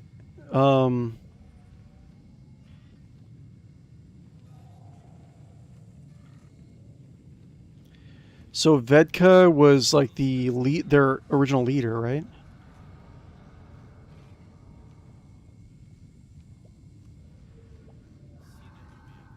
Wait, I'm trying to remember the original story. So I remember the Penal Legion was stranded on the planet, right? And I remember one of their original heroes took a shuttle in order to put out a message. I think he told me a little bit about their backstory, where they're, I guess, Vedka. I'm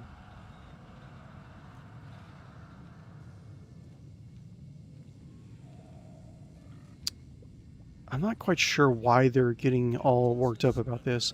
So I know Vedka gave the Psyker a bunch of... He's just trying to get an astropathic transmission out, and that's what actually caught the drover's attention and brought the drover to the planet. I don't know why Batowski would be being all weird about that.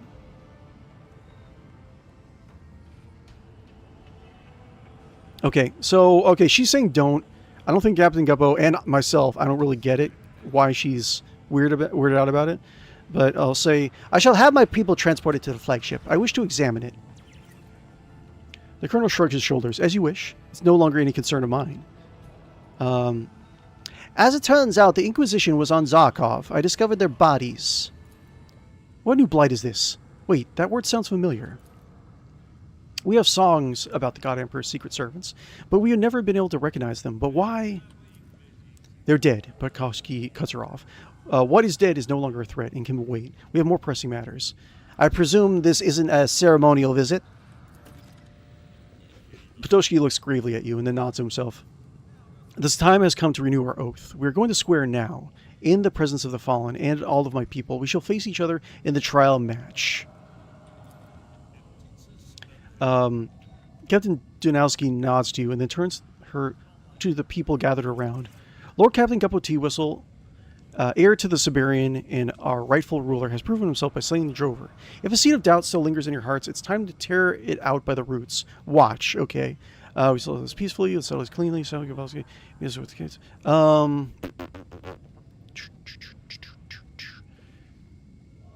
Feel like, I mean, what's the best way to do this?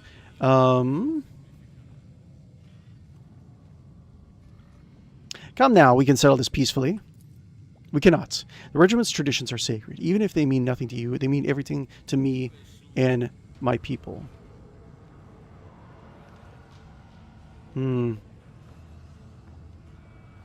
If beating you to death is what it takes to end all this, then I am ready. Huh? I guess I have to do one-on-one. The colonel's stifled growl makes the surrounding Merovingians shudder. Probably should have given Captain Guppo some healing stuff. Dense ring of people surrounds a platform suspended on chains. Oh my lord! No one shouts any encouragement to you or the colonel. In grim, solemn silence, the Merovingians keep their eyes on you and Buktoshki, armed with traditional knives. Captain Quartermaster Donowski's voice rings out crisp and clear, as if on parade. For centuries we have awaited this moment, hoping to witness it. Now we are here. We have survived from the first call up unto our own. Tell us, your lordship, do you revoke the final order of your most holy ancestor, Siberian?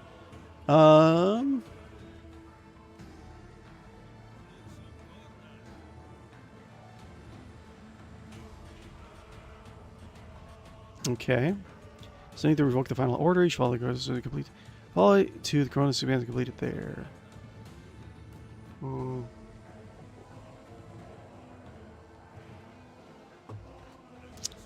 Commerce 64. What do we have? It should be freed from the final order. The other we sing about the Aloysius. At hand Siberian's voice recordings or to Vetka. It is not I, but Siberian himself who revokes it. Hear me, guardsmen! Ridden by the hand of Siberian von Valancius himself. Together with my heir, they shall venture to the stars, serving as a blade and shield to my successor. The crowd roars, swallows her final words. Idrik Batowski, the colonel who looks like a predator at any other time, does not bare his teeth or smile in bloodthirsty anticipation, nor does he look at you with hatred. He is entirely focused, his gaze cold and calculating. Atonement for the one, Lord Heir. Be it for you or for me.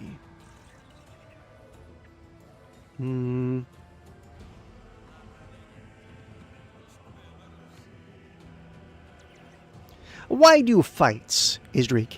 I pose no threat to you or your people. Because we must always fight, against all odds. I know it won't change a thing, but is there any reason to stop fighting against the inevitable? Go on the attack, weapon skill. 40% chance for agility. Toss a knife from hand to hand. Sure. Failed. When you strike, Batowski reflexes do not fail him. Steel clashes against steel, throwing out sparks, several slashing blows to strike the colonel's body, but he pays them no heed. Are we going to have a combat, or is this all narrative? Batowski circles you, looking for weakness in your defense before striking. He remains utterly indifferent to the blood flowing from his wounds. Oh, I guess we're just having a knife fight. Okay. Okay. Frodo Baggins fighting a big old commissary-looking guy. Okay, so Captain Guppo was I wouldn't say Captain Guppo is a coward anymore. He's been through so much. So he'll go on in a knife fight. Lord Captain Guppo Teawhistle,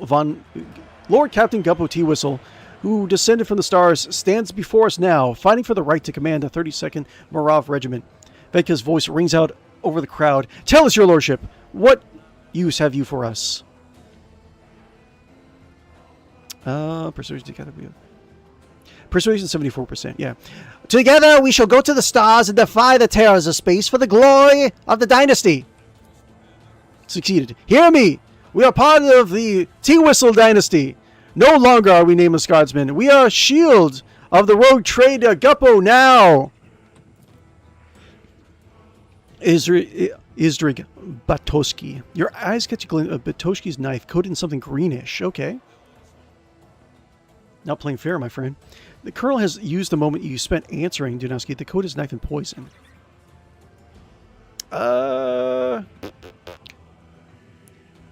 Poison, Colonel. That doesn't seem like fair play.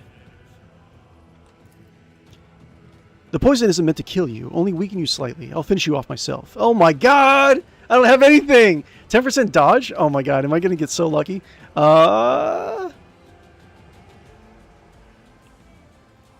Crowd zero. Wait, I should be able to actually dodge. I saw it. Boo. Owlcat. Owlcat. It shouldn't be awareness. It should be dodge.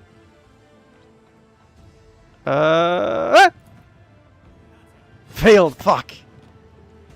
At the last moment, you dodge, and Batoski's knife tears through your clothes, forcing you back even further.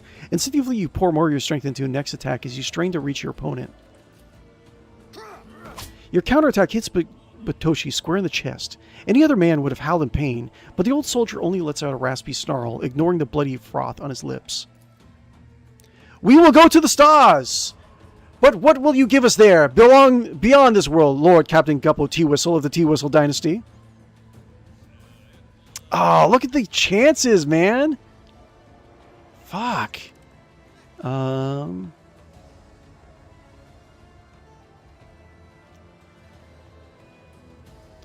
I shall give you atonement for the one! The Meravidians begin chanting your name. It is soft, the whisper of hunters accustomed to silence, yet it cuts to your core. Oddly, Vekas does not rush to join the collective surge.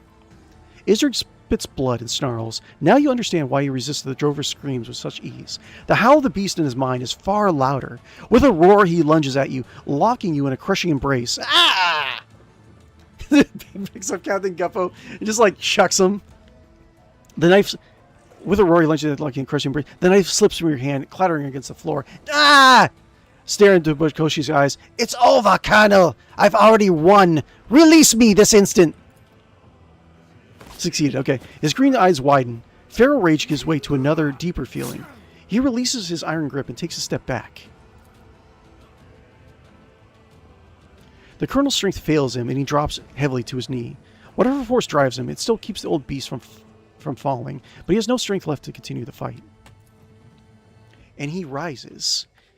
He draws himself back up to his full height, standing rigidly to attention. Blood streaked and broken, he salutes you. The trial match is over. If we actually did a combat, I would have lost, definitely. I, Isrog Batoski, step down as commander of the 32nd Murav Penal Regiment. It is up to you now, your lordship. Indeed. You see reason, my friend? The colonel's body slumps to the floor. Silence falls over. Wait, is he dead? Really dead? Did I shank him at some point? The trial match is over. It is time for the oath. Your orders, Commander! Tears glisten in Vedka's remaining eye. Captain Quartermaster, call for formation! Captain Dunowski nods at you. The 32nd Murav Regiment, to renew your oaths, the Teawhistle Dynasty, fall in!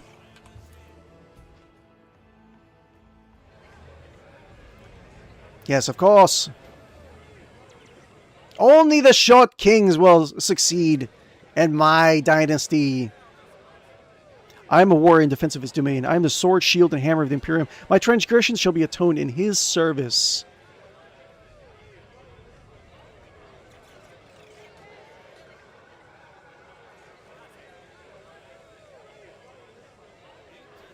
Before I gaze, I swear to be true, hold true to oath and vow, to hold fast to my courage in the face of enemies of the humanity, and to unflinchingly meet my death.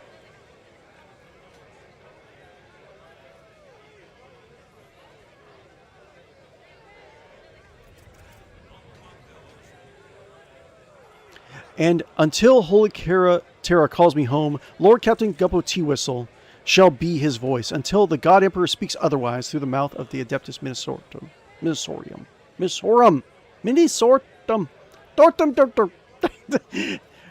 For the Emperor! Okay. Vedka Dunowski. So many call-ups later. And here it is, the oath, as written in the handbook. Our regiment has found its purpose and returned to duty. All that remains is for you to decide, your lordship, what to do with Zarkov and our regiment. I shall need a commander for the Zarkov troops, and the position of Archmilitant also happens to be open. So is the other guy just dead? I don't remember even shanking him. For now, Zarkov is a colony of... I would like to make a colony. Can I do that? I would like to actually make... from now on, Zarkov is a... yeah, I'd like to make it into a colony. Is that... Is it going to be like an actual colony that I can gain profit out of? From now on, Zarkov is a colony of the Teawhistle Protectorate. And it's time to appoint a governor. The newly sworn regiment stares at you, awaiting the first appointments in centuries.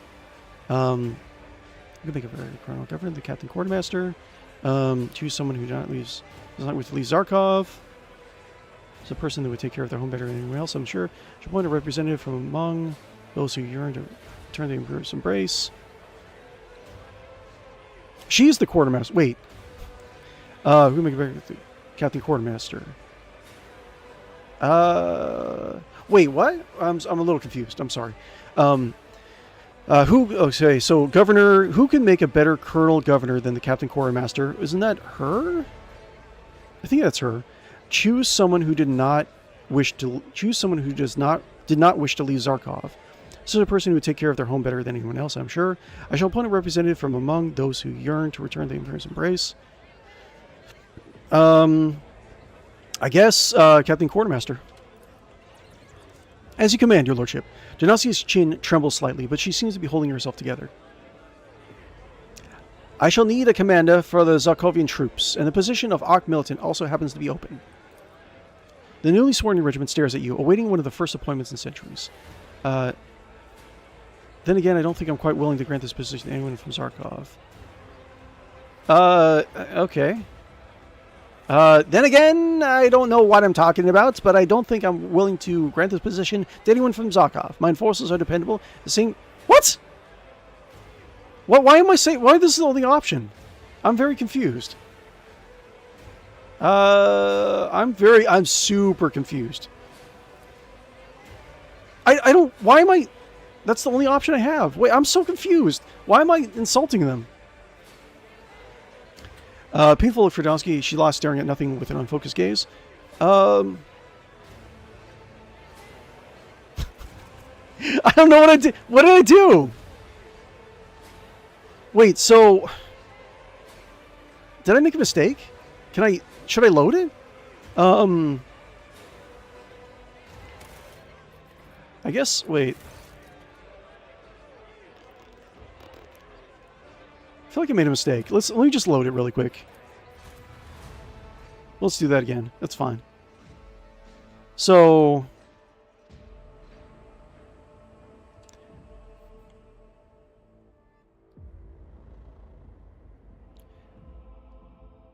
I'm so confused. I don't know. Maybe it's like I didn't do... Maybe I wasn't able to make enough friends to know who to pick from. Like, I only had her to pick from. I don't know why, like, it forced me to insult him. I won't tolerate weakness. Okay. Do. Dupe.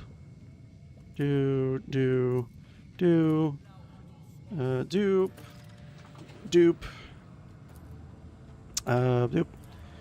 Doop-a-doop-a-doo. Okay.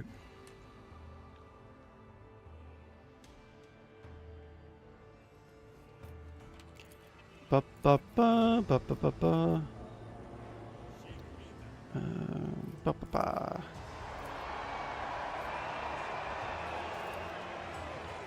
Did I make it this time? Yay! Deflects the first strike, the second, and the third before he fastly misses the first by fracting the second. Circle you, ba-ba-ba-doo-ba-doo.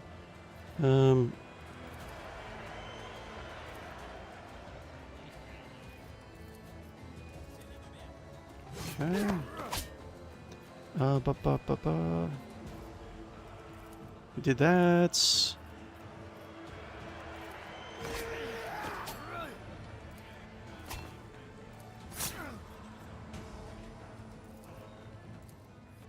Okay.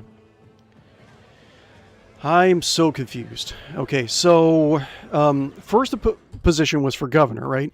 And second position was for the regiment. But then it said, like, we don't have anyone who is skilled enough? I'll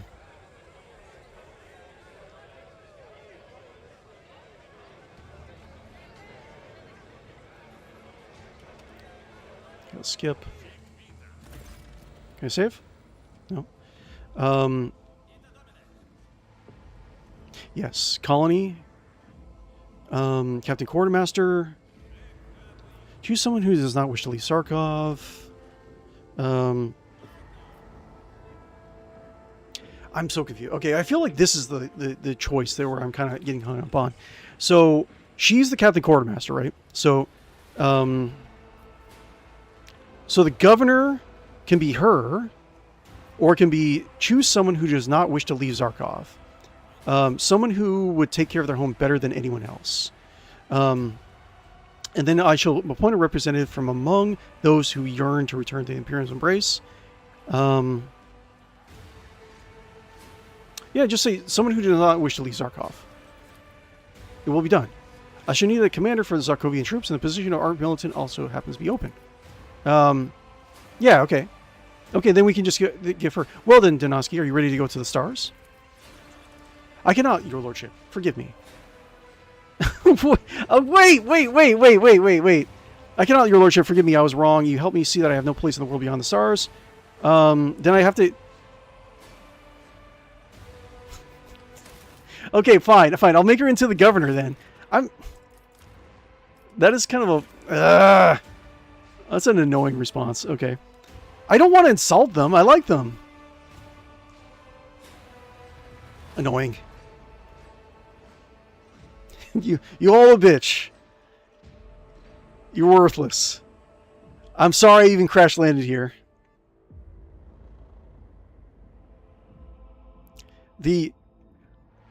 I would say the only thing that should be taking a... I should say that the one thing that should be taking the heat for all the stupidity I've been encountering is the burning wreckage of my ship, but all of you are here too, so you should take the heat as well, because you all are bitches. It's about time.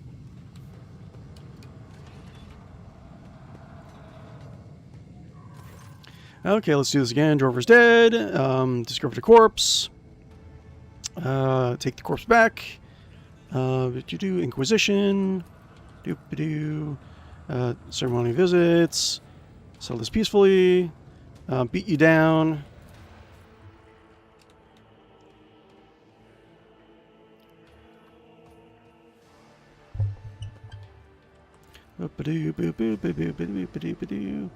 Not I. 40. I feel like I'm gonna fail it. It's okay. Like the dynasty to poison. Carnal. I'll give you atonements. You probably like with like skill checks, you can probably make it so he lives. Maybe that's what's going on. It's over, Colonel. I've already won. It's over, Batman. I was just thinking like a Batman character would be really fun to play in this game. Your dynasty belongs to me. No, your faction belongs to me. Space Batman. It's still stupid. Okay, let's do this. Let's do this so I can insult you all. I think what's going on is that I don't know, man. Yeah, it's probably like you have an opportunity when you first get to the colony or to do some quests and like make friends. So like from among those friends was probably like a potential commander for the unit.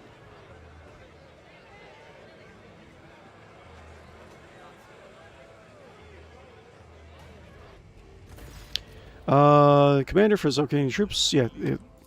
Yes. Currently a governor. You're the governor. Okay. You all are bitches. I don't think anything of you. You're all horrible, and I think you should. The drover should have taken you all. That's the only thing I can say. Activate the Vox. Finally, it's time to get back to. So turn on the Vox. Finally, activate the Vox. It's time to get back to recaf baths and a hot meal. Victus, where's my shuttle? Victus' voice is interrupted by static, but you can still make it out. Lord Captain, you're alive! An extracting team was already on its way to search for you, transmitting your coordinates to the shuttles. Excellent.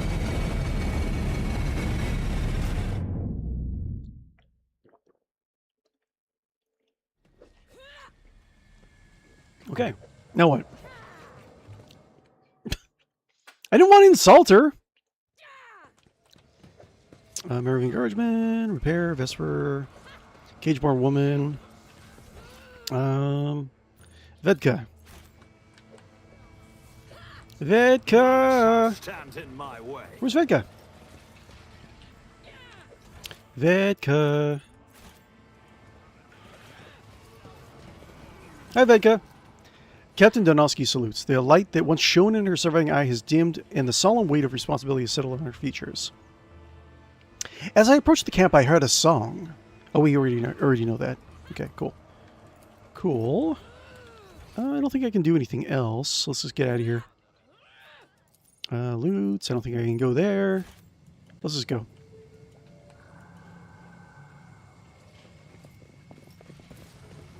Cool. And what time is it? That is going to be... Okay, cool. So the next opportunity we have to... when we have like a longer loading screen, we'll go back to making a Captain Picard character in the tabletop RPG.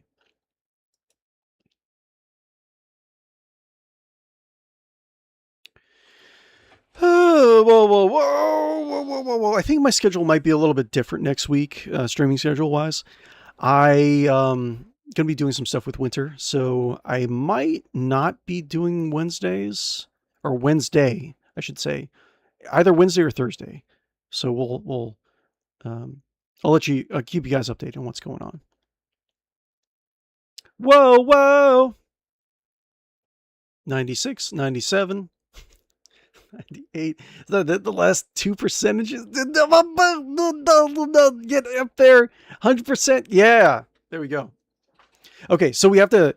Okay, so he faked his death on this planet. He pieced out, left all of the soldiers there to their doom, and my ancestor. And then he went off to another star system, but we have the coordinates. And he was being trailed by the Inquisition. Okay, interesting. Save. Actually, you know what? Let's see here. We do need some coffee. Let's go to our quarters. Yes, Lord Captain's quarters. Your quarters. Get some nice coffee from our maid. Maeve. Would you care for a cup of freshly brewed recaf, my celestial lord? Let's see here. I will have a froth recaf, extra sweet. A cane spice sweetens it, and the whipped synth milk gives it a special airy softness. A simple bliss of on even the gloomiest of days. That's so nice. I love that. Oh, my barista. Maeve, we exchanged bodies for the longest time. Ah, yes. Tender swiftness effect, plus 10 agility. Excellent. Must take my leave. And save. Got some buffs. And what is this guy again? Crew member? What was this guy again? I forget what this guy's deal was. Why am I torturing him? Oh well, whatever.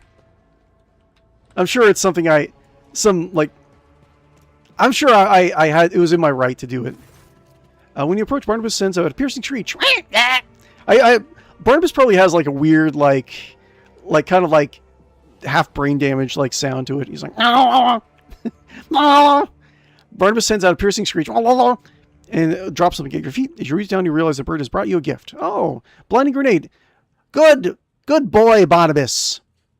And for where and when Barnabas could have found it, you probably will never know. Yes, good. Touch the eagle. Good boy, Barnabas. You are a excellent eagle of purity. As your fingers brush against the rough feathers, Barnabas lets out a chilling screech. You feel as if the bird is about to sink its talons into you, but then under its master's commanding gaze, it quells its bloodlust. Make the sign of the Aquila.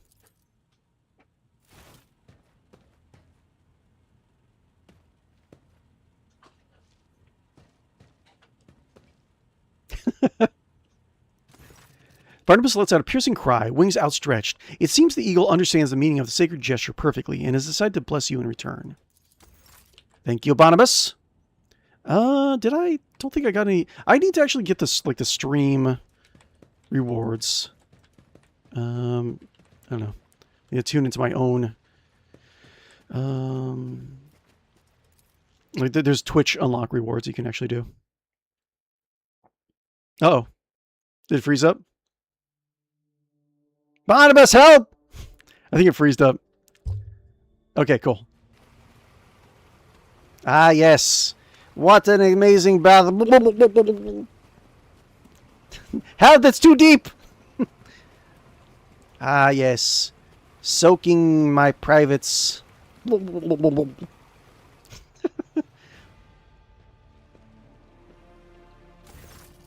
The soothing water caresses your senses, and your grateful muscles welcome the chance to rest. A pleasant languor spreads through your body as you allow yourself a moment of quiet relaxation. I wish to see someone from my retinue. Which one would you like me to summon, your lordship? Abelard, Argenta, Cassia, Heinrichs. Heinrichs! He will keep me entertained. At once. Heinrichs. Lord Captain Guppo Teawhistle, this is a matter of terrible urgency, or is it an aspirated expression crosses Heinrich's face when he sees you relaxing in the water, or does you simply call me here for your own amusement? On second thought, don't answer. I think I have assessed the situation for myself. I suppose you desire entertainment. Very well. I'll give you something to occupy your time. A simple game of intellect that is often played in our conclave. I will give you a fact about my life, and you'll have to discern whether it's truth or a lie. Shall we begin? I betrayed my family and caused the death of innocent people, and I was never held accountable for my actions. Awareness test succeeded. The corners of Heinrich's mouth twitched slightly. His hands are tense, and his breathing is quickened. The interrogator's behavior suggests that he is lying. You are lying. Heinrich chuckles dryly. Did you come to that conclusion because I feigned certain behavioral tells? Well, I did not lie, but I did not tell the whole truth either. Is that part of the game? Not telling a truth or a lie? I once belonged to a house of Imperial Knight pilots. That's pretty cool. I think I do remember that about him. My younger sister wanted a coat of arms like the one adorning the halls of our mighty machines. So one day I stole the cutter and used it to remove a coat of arms from my uncle's knight. There was a scandal the next morning. Someone had defaced a sacred machine inside of our residence. I was soon discovered, and my uncle, kind as always, named me a traitor to the family and demanded my execution. In the end, however, I was merely reprimanded, and the guards in charge of watching the night were executed instead. I hope you enjoyed our little game together, Lord Captain. Well, it wasn't really playing the game, because you didn't say, an actual, lie or truth.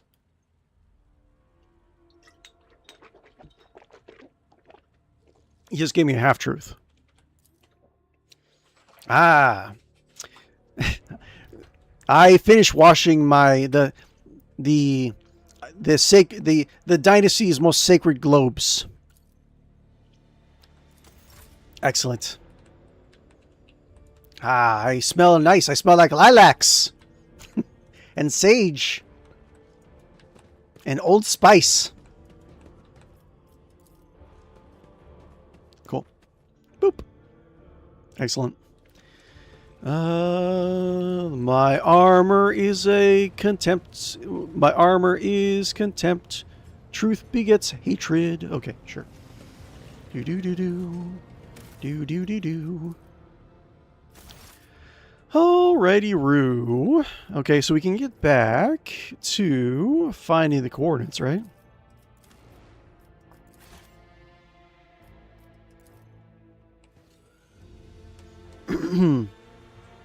Kevlar is the finest assassin in the Bloodspun web, a death cult dwelling in the bowels of the Von Valencia's flagship.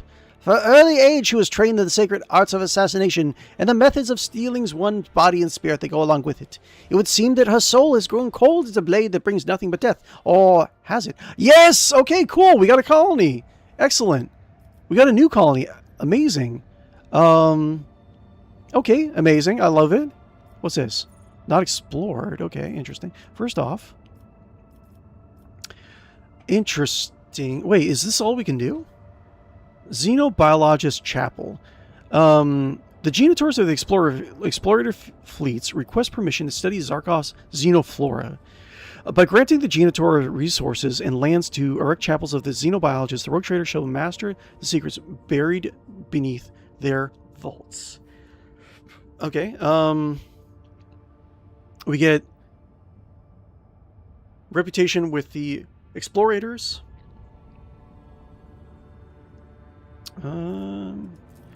Planetary sutures. The gargantuan roots have disfigured the face of Zarkov, tearing the planet apart from within. Within the rogue trader's manufactorums, titanic braces of blessed adamantine shall be cast. They shall bite in the planet's severed flesh and reseal it, restoring its primordial form. The toll for a unified Zarkov should be paid in years of destructive earthquakes. Okay. Profit factor +2. Mechanisms. Okay, I'm just lacking a mechanism.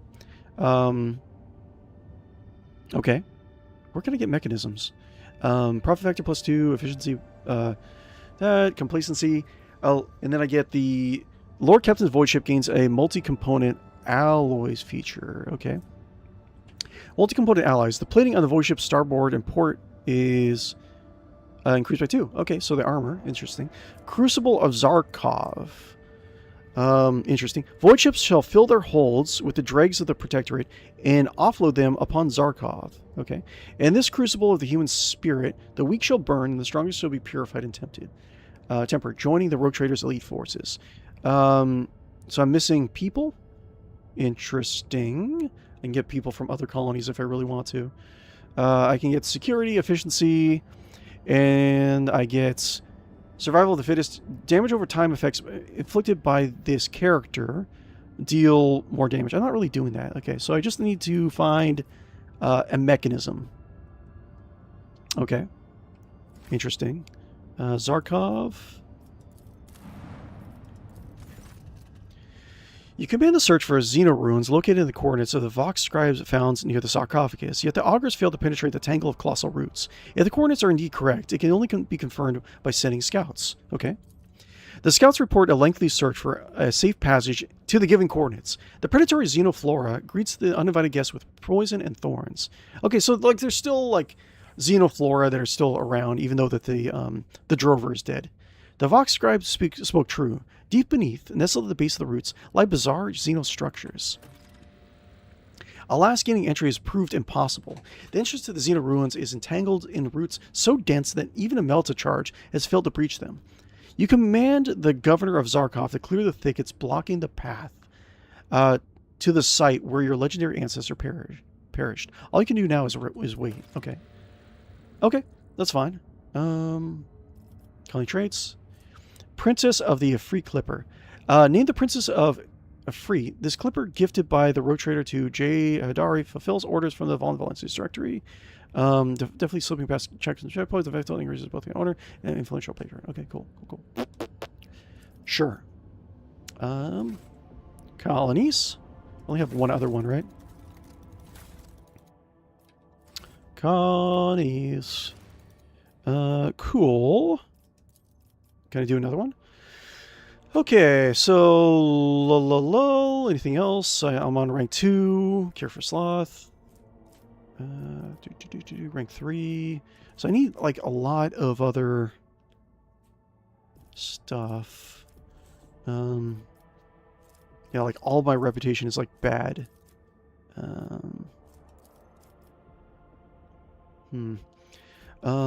This has to be, so I have to do I don't even remember which like reputation I was really getting into. I'll come back to this. So what do I do now? Companion quest, Aberration's Lair. Wait for factor and deliver the news. Card inverted. Talk to Kibla. So what about the coordinates? After Cronus Expanse. I'm confused.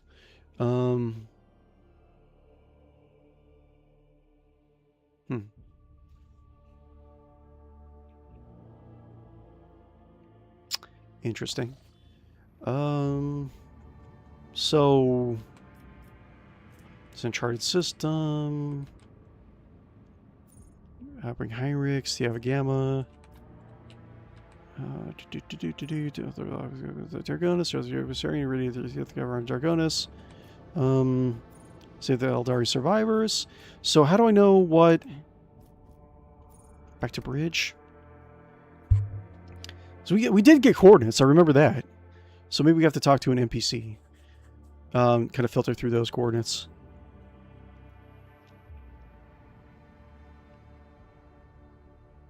Interesting.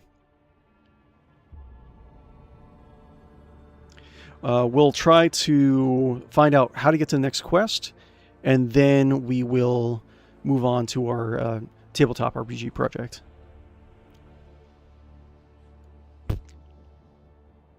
I should say, so, like, in a little bit, when we actually start designing our Captain Picard, but in Rogue Trader one, we're not going to be like if Captain Picard was in kind of like was like a variant of Captain Picard who was more like warrior and more Captain Picardy. He is going to be as Star Trek themed and normal sci-fi themed as possible. That's what we're trying to build, right? So the idea is that for new players that are intimidated by getting into Rogue Trader tabletop RPG, it's such a large setting with such a different take on a sci-fi genre. They might be kind of just intimidated to make a character in general, and like they are overloaded by the number of choices that they can make, right? But this would be an example for like how to get them to make a standard character, because there are standard sci-fi worlds, human worlds in the Imperium. It is possible to find some people like that. Let's see. Let's talk to Vigdis first. The Voxmaster is looking at you differently. Even the static coming from the Vox speaker sounds especially loud and nervous today. Look around the bridge. An inexplicable tension has gripped not only Vigdis, but seemingly the rest of the officers. They stand frozen, their eyes glued upon you. Cassia notices your gaze and hastily turns away, shrinking back as if trying to disappear. Has something happened, Vigdis? We just had a shipwide broadcast, Lord Captain. Broadcast? There was a shipwide broadcast while you and Mistress Haydari were relaxing. I mean, there's a broadcast of your relaxation activities. What? So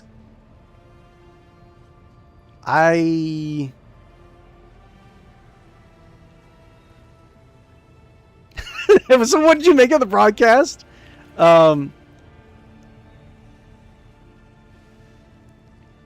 Is this some sort of bad joke? Vigdis puts a hand to her chest and says compassionately, I would not have dared, nor even thought of mocking your lordship in such a shocking manner. I can confess that I too was astounded by what was happening. Kivla, wait. Kivla's gaze, thoughtful until now, suddenly clears. So it wasn't a common practice? I assumed it was traditional ritual of the upper decks, although I thought I had my doubts. Adira, a hysterical giggle comes from the side. Adira is clamping her mouth shut, but she cannot stop herself.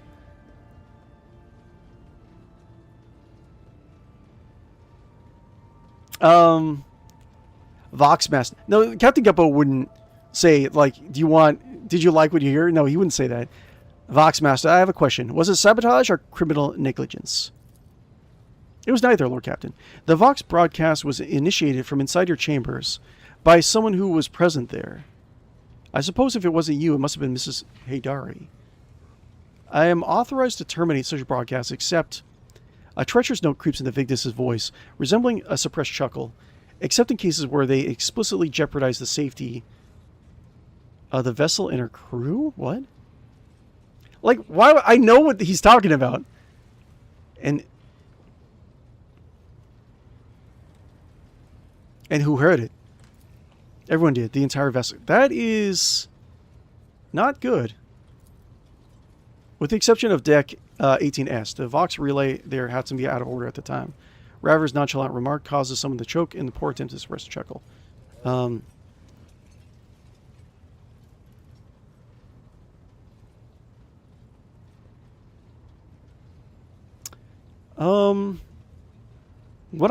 mean, so like Jay just wanted to embarrass me in front of the entire ship. That's it.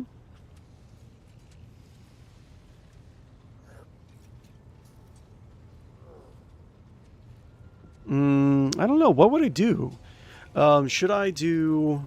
Because it's like, if I bring Jay in front of the entire crew and she's like, oh, yeah, I'm Shireen, blah, blah, blah, blah, blah, you know, in front of the entire crew, then, I mean, I got to put up, like, a face.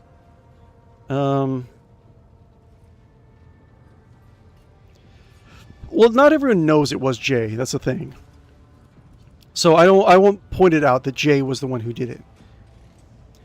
There will be no further discussion on this incident. Forget everything you heard. I will receive the next report and exile myself to deck 18 Est. It seems the only place where I can find peace now. As you wish, Lord Captain. The rest of the watch was uneventful.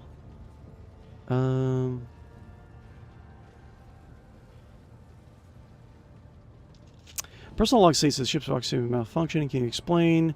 Oh, who are you again? The Voxer's duties. Let's see. Connect me to the vessel's main channel. I wish to bolster the morale of the crew. Yeah, Captain Guppo would immediately try to save face. It is done, Lord Captain. You address the crew with a rousing speech and hear your voice roll through the ship, reaching even the normally quiet corners of the vessel. When the broadcast ends, you hear just shouts of approval. Okay. And who are you, Victus? Princess, you're Voidborn. Do I want to talk about that? Let's talk to Jay. Okay. We're role-playing this. Well, before we talk to Jay, let's try to find out, like, where we're actually going next. We did get coordinates from that quest. I'm not really sure, like, where we go. Because we need to track down our, we need to track down our ancestor, right? You think your fellow crew members, while our plunder, so Bionica when a new installment installed. Okay.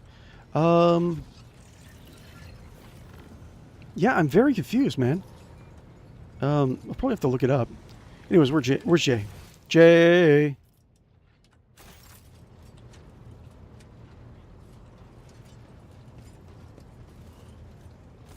You are spoiling me with the splendor of your presence again, Shireen. Going with Have you Cassia. decided to treat your soul to the It's fruits dark of my side. eloquence? Well, we're not going to talk to her about the Discuss Vox this transmission? with the newly appointed owner of a Mercatum Tabula Officiale.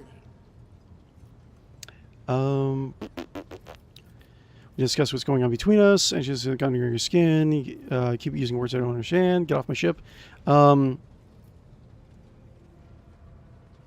Trickster Core. I guess we don't have an option to talk to her about it. Whatever.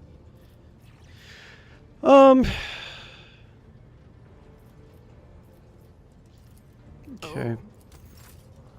Well, not quite sure what I do.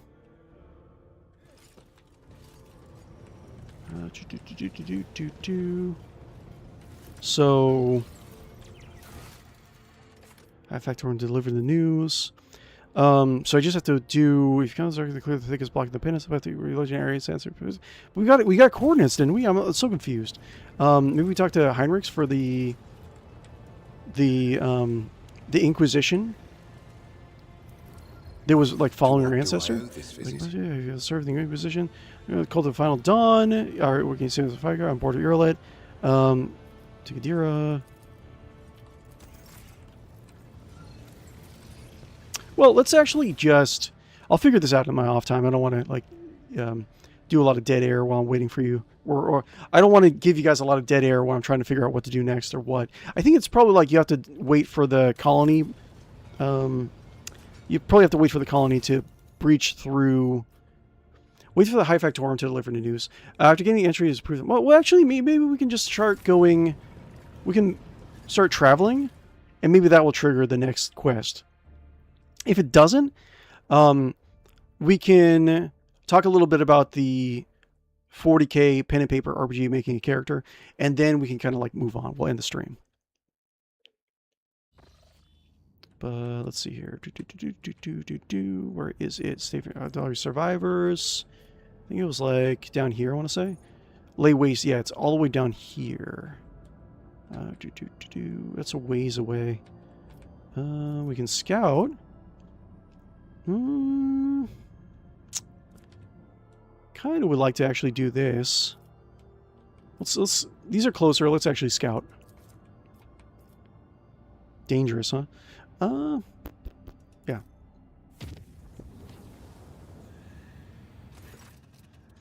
A disturbing trickle of news came from the Navigator's Sanctum over the last few days, alleging there is vast shadow following the void ship through the depths of the Sea of Souls. Mere hours before emerging in real space, the vessel shuddered. An unidentified Leviathan had emerged from the roiling warp, wrapped its tentacles around the ship, and tried to squeeze, trying to crack the hull like an egg. Fire torpedoes. Gain 20 experience. Yeah, deal some damage. That's fine.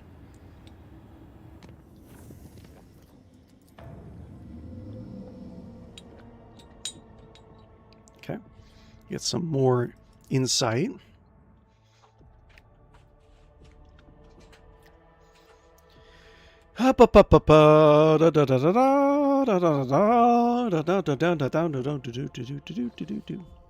Oh, look at this. Space battle.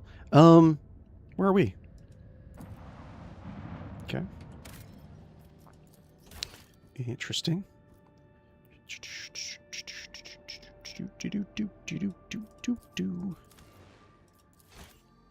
Cool. Space battle, Eldar. Our augurs seem to have gone mad, Lord Captain. Every reading contradicts the next, and then their data is in disarray. Either this is some new anomaly, or someone really does not want to be found. Irrelate. This is how the Astriani cloaking system work, Elentak. The ships of my people are unwilling to make contact with outside observers. I believe there are good reasons for this. Heinrichs, I have seen such misses before. Typically, they are followed by frightening reports of Eldari attacks. Be cautious, Lord Captain. Xenos. Eldari in particular like to hide their deeds behind such technology, Shireen. Why don't we take a peek at them? Try to contact the anomaly. Move closer. Do not approach. Try to contact. Wrath of Cain. After a few long moments, an humanly melodic voice answers you. Do not come any closer, Monkey. You may not interfere with our search. The ancient enemy lies dormant, but we shall find him and claim our revenge. Leave now, or we will be forced to attack. What are you seeking revenge for? For the demise of a great warlord who once clashed with the enemy in this very sector.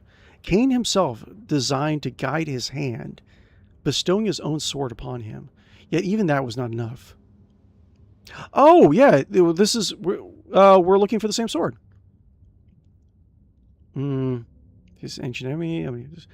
okay, interesting. The demise of a great warlord who once clashed with the enemy of the very sector. Okay, so they're probably talking about our ancestor, right? I would assume so. Cain himself designed to guide his hand, bestowing the sword upon him.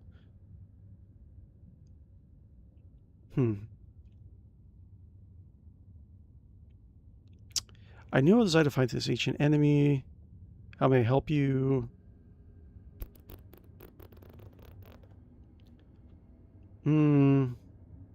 Should I say looking for the same sword? I feel like they're just going to attack me if I say that. It seems I am looking for the same sword. Or should I say... What should I say? You know what? I'm just going to risk... you know, I don't think I even, I haven't, healed my ship in a while. I don't know how strong my ship is.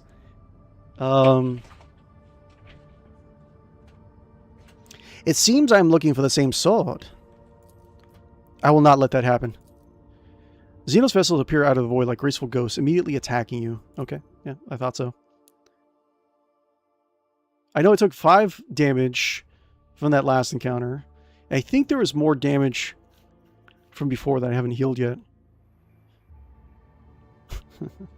Okay.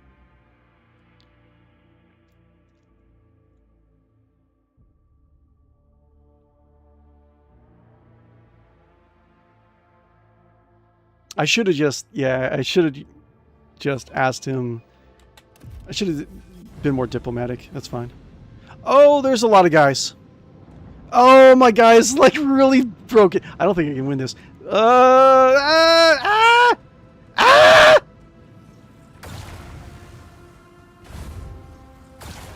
Nope.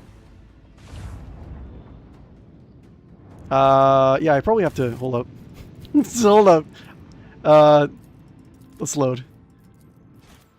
Okay, let's try that again. Okay, let's actually do this. We'll walk and talk at the same time, right? So we will go back to here. So like I was saying, we were trying to make a Star Trek character in the Rogue Trader um, tabletop RPG, right? And this was in response to a discussion we actually had last week about players wanting to get their friends into Warhammer 40,000 Rogue Trader, the tabletop RPG, but the players being very intimidated by the amount of lore that they would have to deal with in by playing a Warhammer 40,000 role-playing game, right? So early in the stream, we talked about essentially how you start off building a Rogue Trader character. We're going to make Captain Picard in Rogue Trader, right? Because my argument is that you can make any sort of sci-fi character or fantasy character in Rogue Trader, and just like you can just plop them in. Like they can say their character does not know anything about the Imperium. Their character does not know about this or that, or they can just kind of play it as if like a noble knight. You're plucked from a feudal world and you're dropped into Rogue Trader. You don't know anything about technology. You just try to work as well as you can, right? So your character knows as much as you do, right? That's the idea. So we're going to be making a Captain Picard character because we're going to do like a standard sci-fi character, and we might do this more than once in like different streams in the future. But anyways, how you do this is in the Rogue Trader pen and paper game, the tabletop RPG. You take the origin path. This is expanded on the first book, the Into the Storm book for Rogue Trader, and adds more options, character building options, right? So with that said, you can start off with the homeworld, or you can start off from the career, and you can go up or down. You can go down one, and then if you choose, you can go one left or one right. Right? You have one row. You can choose to use one row, and you can pick from anything if you really want to. Right? So, for instance, Captain Picard would be. Let's just do. Let's go from the top, right? So Captain Picard, we would say that he is now like you can be like I said like early in the stream, you can be from a world that would be considered a frontier world or a death world, or a frontier world and a forge world. So how I'd use this as a game master, as I would just tell the player that they can just pick the stats from one of these, and then you can just consider that world to be multiple different categories, right? So with that said, I would say that Captain Picard would be from a frontier world, right? So a frontier world are worlds that are kind of on the borders of the Imperium or Footfallen, I would say, because they operate outside of Imperial culture, right? They're very far away.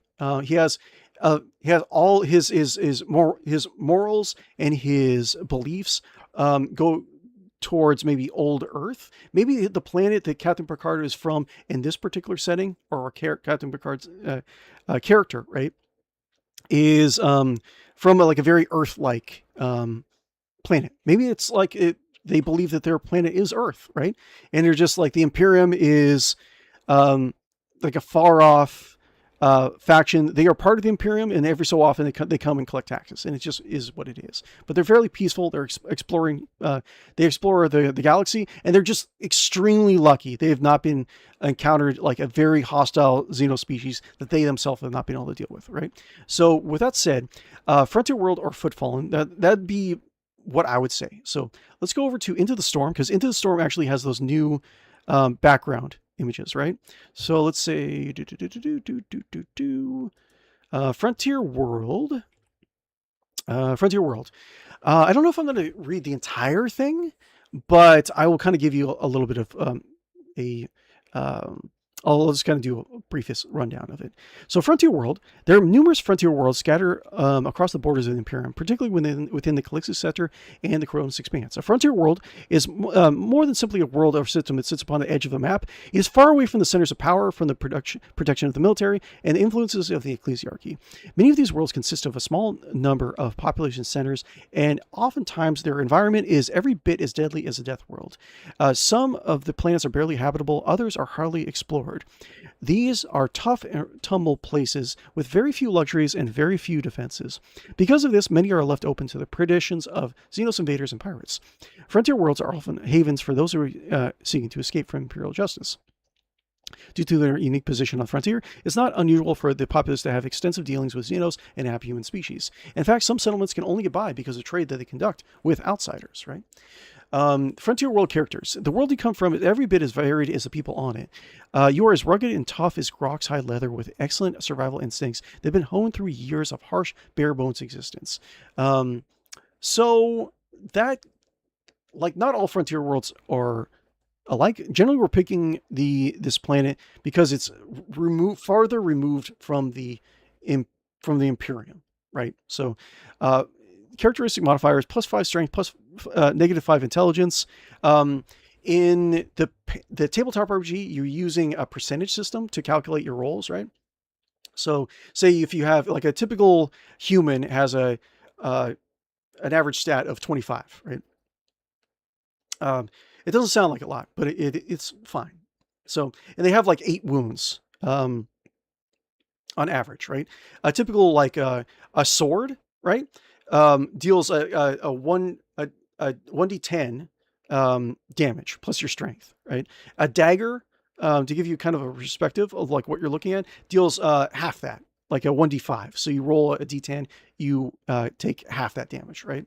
So if you're just like some guy, you're rolling your strength would be 25, so you'd be the tens digit on your strength bonus is used to calculate additional strength points. I'm just using this to kind of give you a general idea, like how this system tends to work and like how it kind of plays out, right? So like 25, you get +2. So you roll a d10, you with your sword or big old like a bat, right? Let's say Captain Picard comes at you with a bat, right? He has strength 25. Let's just say Picard probably has more than that, but he deals. You roll d10. He deals 5 + 2, so 7 damage to you. So like if you're an 8, and then your toughness you subtract 2, so 8, 2, so you get 6 damage. You're a typical human. You have 2 hit points left, right? So it bashes your brains in, right? So that's kind of how like a typical roll would work. If you're using like a skill check, you would use your intelligence or some other characteristic based on like the kind of skills you have. If you're very skillful on a particular subject, you get additional like +10 bonus. You get certain bonuses from rolling it. But say if you're trying to do like research on a subject, you roll your intelligence, and if you have additional skill in the irrelevant discipline, you can get more of that. So like say if you're trying to look a little bit more about medicine, right? So you roll a Medicae skill, and you get let's just say you have an average human intelligence of 20, right? So you roll, and it's depending on how easy the roll is, it's going to be like a very common roll, I think, is +30 to your roll. So if you're rolling 25 for an average person intelligence, you roll it. Let's just say you get 51. Or if you get under the roll, you succeed. If you get over the roll, you tend to fail, but with some exceptions, right? Let's just say you get under, so it'd be 50, it's +30, so it'd be 55. So you get 54, right? So you just succeed. So you learn a little bit about whatever you're trying to research, right? And let's see if you get over that. Let's say you roll a 57, right? So you fail, but the GM might say, okay, well, you're looking up medicine. You're not able to find the exact cure you're looking for, but you find like a cold remedy or something like that. That's how like the system tends to play out. Just to give you an example of like how the game tends to work. Okay. Now, with that said, Frontier World characters, tough as Groxhide, leery of outsiders, more tough. I don't know if this actually fits Picard. Let's move on to Footfallen, right? So, Footfallen. While the Imperial Man may claim imminent domain over an entire galaxy, the truth is that there are numerous gaps on the map where the light of the Golden Throne does not shine. It is within these passages that the corruption, greed, lawlessness, and villainy often take root.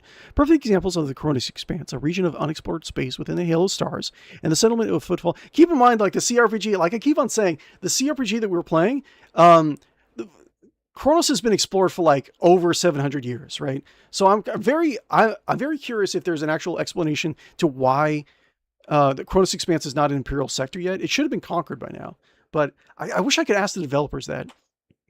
And the Kronos, man, I wonder if there's actually like, would they actually give like a small streamer a time of the day? I don't know, probably not. In the Cronus Expanse, a few of the way stations and habitations established by the humans have become hubs for exploration. They have also served as critical connections that link scattered human settlements and enterprises in the greater Cronus Expanse beyond. There are many such outposts, such as the famous as the void station of Footfall, which is in turn given those who live in such places the name Footfallen. Footfallen are the proverbial trailblazers of this region, and no one knows it better than they. They tend to be devious, cunning, and suspicious. They have learned to protect what advantages they have that can speed them along the road to riches and glory, and they have different moral outlook than their contemporaries across the border. Footfallen also associates with imperial citizens, which would be considered blasphemous. Xenos, mutants, and the worst. Despite their generalities, the one thing has fallen. It's one thing that Footfallen know. It's the Cronus Expanse. So it gives them like more of a seedy background, but Footfallen is the closest thing I think we're going to pick Footfallen for Captain Picard, not because he's like a seedy character, but simply because he is, his planet operates outside of the Imperium, right? So, let's see, character modifiers, -5 ballistic skills, -5 toughness. He's not as hardy as a typical character, right? So let's do something really quick. Let's do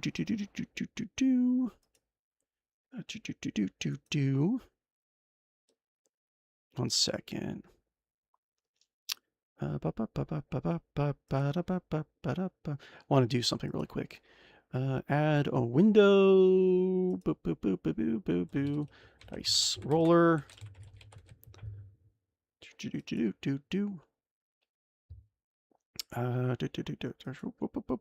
Okay, get a dice roller over here.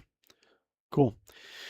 So going back, because we haven't actually rolled for Captain Picard's stats yet. A lot of these I'm not really writing down. I probably should, but I can always go back. But I'm just kind of trying to give you guys an example of how to build a Captain Picard in a Rogue Trader, right? So starting skills, Footfall and characters begin with common lore, Cronus Expanse as a trained skill. If your setting is not in the Cronus Expanse, I would allow a lore for that particular system that you're in. So we can say Captain Picard is from the Federation, right? So we can say common lore Federation as a trained skill, right? So trained skill just means you can actually use it without some skills you can learn untrained. Like if you kind of know a little bit about medicine from just like street smarts, you might be able to use it untrained, but that you have your result of your role, right? If you use it untrained, right? Street knowledge as a result of their living on the streets. That's like broad term. Footfallen characters suffers a -5 penalty in all scholastic lore tests, except with those involve information on the Federation. So like you get a penalty on all, since you're kind of like, Captain Picard is going to get a -5% penalty. That's not a huge amount. Early on in the game, it might come into play. That's not that big a deal. So don't get too weirded out about that just yet. So if he gets a 5% penalty on all scholastic lore tests, Captain Picard, when he tries to research stuff outside the Imperium, because the Federation is just so isolated, right? Web of contacts. As they learn to survive, Footfallen generate a web of contacts that extend throughout the Federation. All Footfallen characters gain a peer talent chosen for the following list: Astropaths, the Insane, Underworld, the Voidborn, and Workers. I would say Voidborn would make more sense, because like the kind of fleets that Captain Picard is actually associated with, he would be able to interact with more of the other ships in his small little fleet, right? Web of Contracts, we already saw that. Port of Call. Because many of the settlements of Footfall and Call Home have numerous factions, even species, they tend to pick up the different types of postures and body languages of thousands of travelers throughout the past. As such, all Footfallen characters begin with a polyglot talent. That means you're able to, even if you don't know a certain language, you're able to kind of interpret it, right? Which is fine. We can say like Captain Picard actually has a universal translator that he actually uses to talk with Xenos, right? Sixth Sense. Although they cannot explain it, the true Footfallen has a strange attunement to the Federation that borders on the supernatural. All Footfallen characters gain Cinescience as a trained skill, even though they do not count as Psychers. However, they are of interest in Inquisition and begin the game with a rival Inquisition talent. That's still fine, because they're so removed from the Inquisition, or the Imperium. The Inquisition does have a little like asterisk on their file, or file with them, right? So I don't think that's a bad thing for Captain Picard to have, especially since like his morals are gonna like butt up against the Imperium like so heavily that yeah, I could see like there being a file on Captain Picard in the Inquisition, or let's see Captain Picard here. Wait, let me see Captain Picard. Let's just see his handsome face. Picard. Look at this guy, Captain Picard. Okay, cool. Let's see here. I don't know. I guess it's possible that some people have not heard of, have not ever watched Star Trek. It's possible. I should have probably actually lived with that. Starting wounds. Footfallen characters double their starting toughness bonus and add a 1d5 result to determine their starting wounds. Okay, so let's see here. Fate points. So fate points are a resource that you can use to re-roll bad rolls and avoid death, right? If you actually burn them, right? Within reason, right? So we will actually, let's roll up Captain Picard's stats really quick. Let's see here.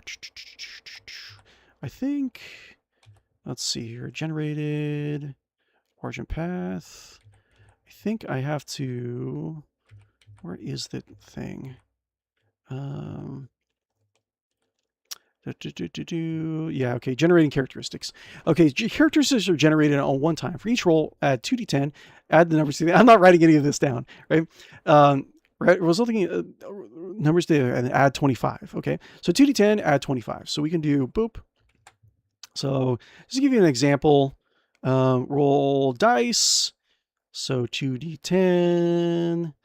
So 2d10. Boop, boop. 2d10. Roll. So 14, 25. So 39 for 1. 39, 38. Yeah, am I rolling that right? Yes. 38, that's fine. But 38, 34, 34, 31. Wait, I don't know, my math is a little bit off, but you kind of get the idea, right? So we're kind of like rolling Captain Picard. We got to kind of, he has, usually I let you slot, usually if I'm jamming you, I would let you, if you get like a really, really bad roll, I would let you roll again for one of your worst stat and pick the higher of the two stats, and you can slot that in, right? So just so you don't feel like you like really, really mess up on your character generation, right? So with that said, I would probably, then you take your best stats in, you slot it. Captain Picard would probably have a higher, not necessarily weapon skill. So his dump stats, the ones that you don't want to necessarily have, want to put your highest skill points into, would be weapon skill. Strength, I don't remember him being weak, but I don't remember Captain Picard being necessarily strong. So I would say that would be a dump stat as well. Toughness would be average. Agility, average. It's just mostly like Captain Picard is mostly like more like the face and the brains of like the operation, right? I would say his highest ones would be what would be the highest ones? I would say willpower and fellowship, just off the top of my head, because I think like he is a very like all these are high for Captain Picard. Is you could get these all high: intelligence, perception, willpower, and fellowship. I think that would be right, but I think like he's more I think Captain Picard would be more willful than he is intelligent, I would say. And I'd say, is he more charismatic than he is intelligent? I'd say willpower would be first, the highest ability. Fellowship would be, I think perception would be the lowest of his high stats. So I'd say strongest stats would be willpower, fellowship, and intelligence, I would say. That's what I'd say his highest ones would be. So, let's say like generally his stats are like his high stats are anywhere from like 30 or 42 to like 39, something like that. So with that said, so we'll go back here, right? Okay, so we're foot fallen, right? So we can choose to have we can go one down and one left and the right. And the birthright is going to be like your early days in your adventuring career, right? So this is like building up your backstory, right? So scapegrace or a natural origin, scavenger or fringe survivor, subject or natural origin. Let's see, scapegrace or scavenger. I don't think any of these would be for Captain Picard. Not really. We can always use his one free row. Let's see here. Taunted Survivor, Duty Bound and New Zealots, Dark Voyage of Lost Worlds. Vaunted Savants. I think we're going to use his... All this stuff is like scrapping everything together. A natural origin. Let's read up on that natural origin really quick. I don't think that's good for Captain Picard, but I rolled... we're doing Into the Storm. Battlefleet, Penal World. Charles' Dynasty, Expanding Origin Path.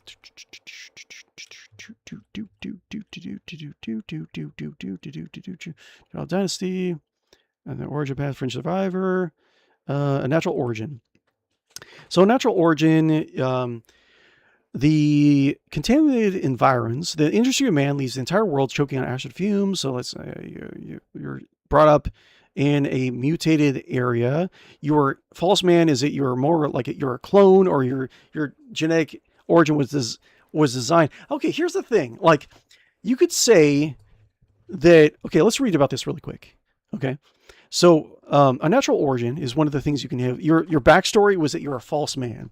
And this is what it says about false man. Your life is not your own. It is a product of an arcane science only barely understood by those who wield it, who seek to emulate the Emperor's mastery of genetics. Your form and your nature are manufactured, the results of tampering by those who seek to make men more able to perform certain tasks. Your rarity and Imperium beyond it, a human being wrought by artificial means, and whether or not you embrace the purpose of your creation or deny it, the fact that you may not be entirely human still weighs heavily upon you. One thing you do know is that you are still human in part.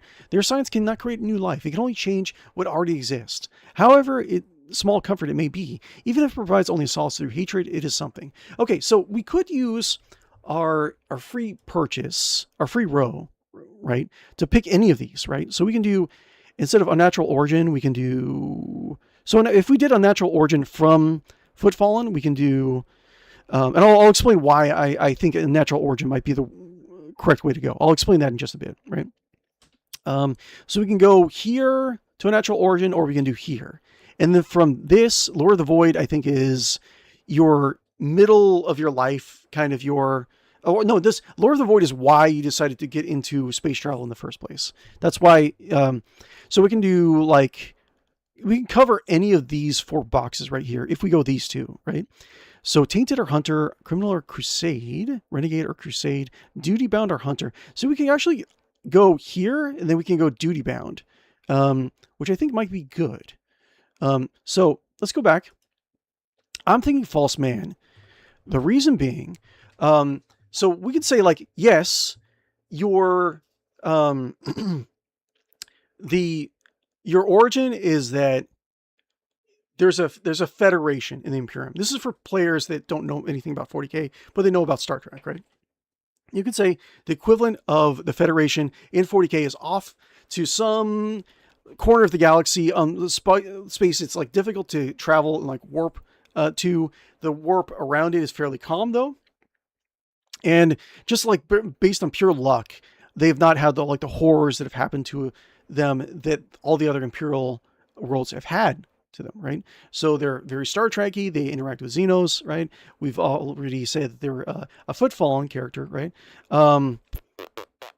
So, but we can say that like there is a little bit more to their backstory, right? We can tell the player that there is a little bit more to your backstory. There is genetic tampering or genetic happenings that happened in the far past, which you could say because in the Star Trek universe, they did have a period in their history where people were trying to tamper with the human genome and create superior men. So that did happen in Star Trek, right?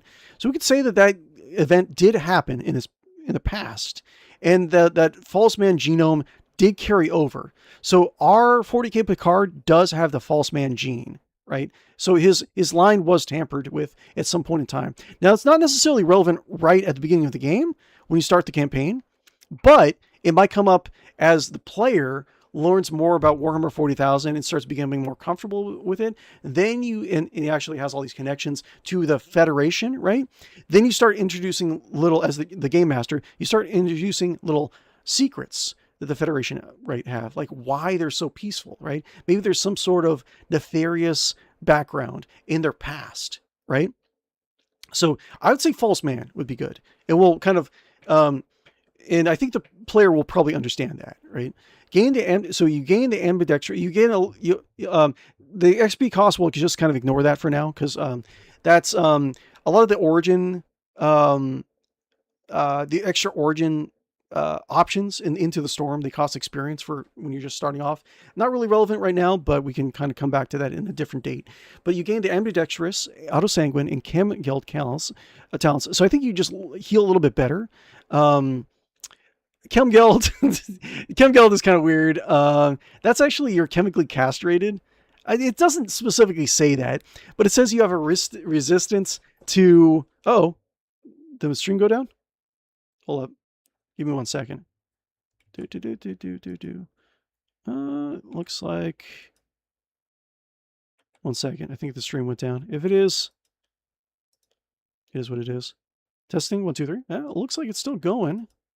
Looks like it's still going. Okay, weird. Who knows? Who knows what's going on? Anyways, what else was I saying? So yeah, Kim Geld is like you can resist like charm rolls from like the opposite sex or something like that. It doesn't specifically say you're chemically castrated, but implies it, right? Like Space Marines who are not meant to reproduce are chem gelded in the RPG, right?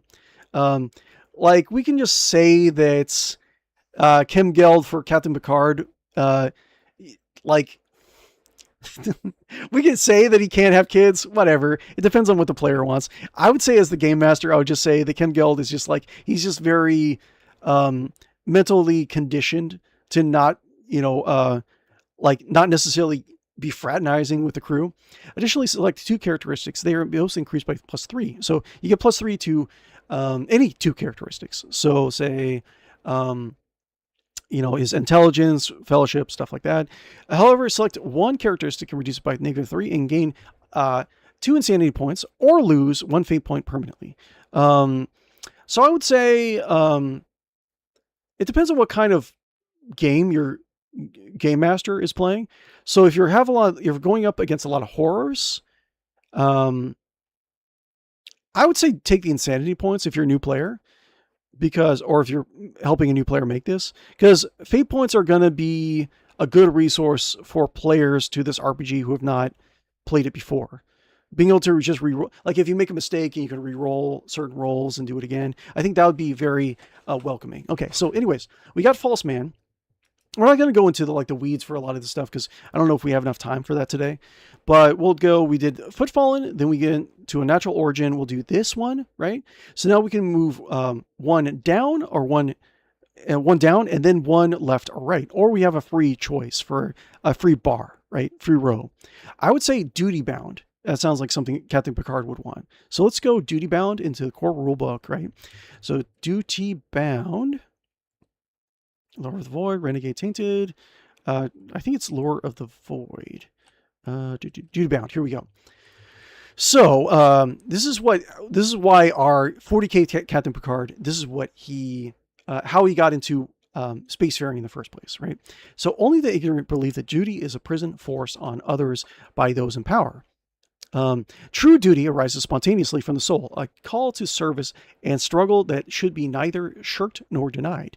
It is your faith and your honor that impels you to the places and labors far beyond the imaginings of those that grub in the dirt or self-interest.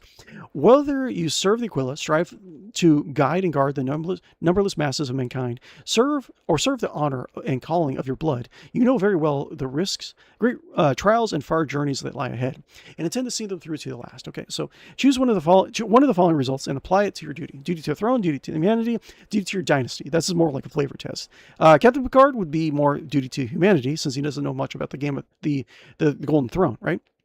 So duty to humanity, you gain one of your choice, +3 perception or +3 intelligence. You would be intelligence, right? You suffer a -1 to your group's starting profit factor. So profit factor is a percentage-based system. You add whenever you're buying stuff, you just kind of like get it for the most part. You roll for, it's like your vast wealth. And that's not just profit factor in the Rogue Trader pen and paper game. It's not necessarily just like a few coins or a few bucks, right? It's like Scrooge McDuck levels of wealth. You have like a giant mound of treasure, right? And you just give it like you're as an individual, you are multi-trillionaire, right? So like having a -1 to group starting profit factor, you probably want to go over the rest of the players at the table, make sure they're okay with that. Especially if they're trying to design a dynasty, because when you design a Rogue Trader crew, you want to design it with your friends, right? The idea is that the expanded origin path, right? If your origin, if your character origin intersects with another player's character's origin, like say if Riker is both a natural origin, right? You can say that somehow they were both involved in this point in their life, right? And it allows you to kind of like build a shared backstory for the players of the party, right? There is a lot of like shipbuilding involved. Like everyone builds their character. We'll probably build the Enterprise next week, right? Maybe, I don't know. We'll kind of see. Well, we'll see how well this does. This video does rather, but the idea is that you kind of build your own like shared backstory by going this origin path. That's why this origin system is the way it is, right? But also, like what I'm trying to say is that you can gear your starting dynasty to be fairly wealthy, and have a smaller ship with like less features. So you can buy like new, better gear for your crew, or you can have like a less wealthy ship and have a larger, more ancient, less profit factor, less wealthy, but have like a larger, more complicated ship, right? And with the Into the Storm rulebook, you can add, origin paths for your ship. Like the ship in itself it's like its own character, right? Like the players at the table get together and they design the ship. It's pretty fun. So, duty bound. So we went Footfallen, then a natural origin for the Federation's human race, right? So duty bound. So you can go one down and then one left or right if necessary. So trials and travails. In Captain Picard's life, there was a time when this happened. It was a challenging experience for his life, right? So calamity happened in his past, or Lost World. That can be a number of different things. We'll have to look that up. Ship Lorn is you lost your ship at one point in time. Captain Picard did lose his ship at one point, so we might do Ship Lorn. Our product of upbringing, right? Which maybe Dark Voyage or Lost Worlds. Let's do Ship Lorn, because Captain Picard did lose his ship at one point, right? What was it? The Stargazer, I think it was. Like a ship before the Enterprise, he lost it. Trials and Travails, Ship Lorn, right? For those who plied the void, there are a few things that provoke as much fear in them as to be robbed of their starship, to have the very crux of their identity cruelly taken from them by a sudden destruction or betrayal. Whether shipwreck, enemy action, or darker reasons, such mutiny or deliberate abandonment, there are a few fates more terrible than an explorer that have been cast away without help, or other on a strange world, or worse yet, lost in the icy grip of the cold stars. It takes a remarkable individual to survive such a fate, capable of drawing on the reservoirs of resolve and self-reliance that few can hope to muster. But such endurance can be a two-edged sword. To others who travel the stars and brave the tides of the Imperium, you are marked out and destructed for surviving what you should not have endured. And in the Voidborn whisper that your ill luck would follow you wherever you go. You care not, for every day you stride the deck of a ship and see another star dawn is another step taken in the scorn of the doom you have escaped. So, against all odds, you gain the survival skill. Survival is generally used, like, say, if you're trying to forage for food on a alien world, or you're trying to find certain poisons, I can call for a survival skill check. Or if you're trying to escape like a harsh weather survival check, I can actually call a survival check to make. You gain the survival skill or the Dark Soul talent. Dark Soul talent is like you're more resistant to corruption. So corruption is how to explain corruption? Corruption is like when you deal when there is kind of like a corrupting effect based on like chemical. Well, mostly it's not necessarily in this particular game. It's not necessarily chemical. It's mostly like chaos. So if you're exposed to like the warp or like extra supernatural like effects, right? Even if you're not doing something like evil, like sometimes you're like witness to a ritual, right? You can potentially gain corruption points from just being a part of it, right? And if you gain corruption points, like you every so often, I think it's like every 20 points, you have to make a toughness test, or else you can gain like a chaos mutation, right? If you ever get to 100 corruption, you lose your character. Your character goes insane, or you can lose your character through death. You can lose your character through insanity, or you can lose your character through corruption, right? In the Black Crusade version of the pen and paper RPG, so this guy right over here, right? This opens up the chaos and like heretical play, and if you lose your character through 100% corruption, you can choose to like pledge your soul to the dark gods, and then you remake your character under Black Crusade, right? So you can do that if you want, and I allowed that in my campaigns. And I actually had one of my campaigns that I ran, almost the entire player group turned to chaos rather than be killed, right? They like, okay, we're gonna die no matter what. I don't want to die. I'm going to sell my soul, right? It was pretty crazy. I think I talked about that story in a different stream. But additionally, whenever you spend a fate point to recover wounds, you may re-roll the dice if you wish, but must accept a separate result if it's worse. Okay, so you can recover wounds. Generally, fate points are better for re-rolling skill checks, in my opinion, but to each his own. Ill-starred. Reduce your starting number of fate points permanently by -1. That's fine. So fate points, the lore side of fate points is that, like I said before, they're a resource that you can let you re-roll skill checks or destroy, like burn permanently to avoid death, right? So generally you can start off with, generally it's like 1 to 3 on average that you can start off with. I think the cap is like 5 fate points you can potentially have, which is a lot, right? And I would say like the lore wise, at least I don't know if it actually specifically like word for word mentions it in the books, in the rule books, but in my campaign, fate points are like this is your fate controlled by the Emperor, right? Your Emperor controls, wants you to survive another day because you have a destiny ahead of you. It's essentially representing your destiny in the cosmic scheme of things, right? That's why, in Black Crusade, you give up your fate points, sort of, right? They don't work at the same, right? Because your fate is now tied to the dark gods, right? but it makes sense for Picard to not necessarily have as many fate points because he's not necessarily, he's more tied to humanity versus the Emperor in the Creed, right? Additionally, you suffer -5 on fellowship tests when interacting with Voidborn, rogue traders, and other Void pairs who are not personal friends, if you have heard of your background and reputation.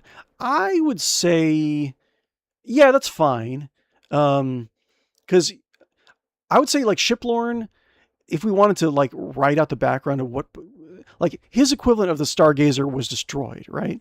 I would say my first thought as a game master, I would say that maybe when the Federation made contact with the Imperium, and maybe it didn't go very well, and maybe the Stargazer was lost in that encounter, right? So Captain Picard, but here's the thing, like if you're a game master and you go with that, I guess the negative side for that is that the player might be put against the Imperium immediately, or like right off the bat. Like a lot of times, especially with a new player that doesn't really know a lot about the Imperium in 40K, I mean, they're going to come off as like very opposed to the Imperium's beliefs because of just how dark they are. But the thing is, like, you don't want them to be immediately hostile to Imperial NPCs. I think I'm not sure if my stream is still functioning. Like, give me 1 second. Yeah, it looks like it's still functioning. I don't know what's going on. I don't know. I guess we'll find out. If I'm talking to you guys, let me know. Anyways, I would say just be careful about, like, try to make, like, a lot of the Imperial characters you do encounter early in the game to be a little bit more accepting towards the Federation character. Simply because you don't want them to just, like, not interact with any NPCs in the Imperium, because that just make their time playing to be a little bit more stressful and potentially not as fun, I would say. But that's just my personal experience, right?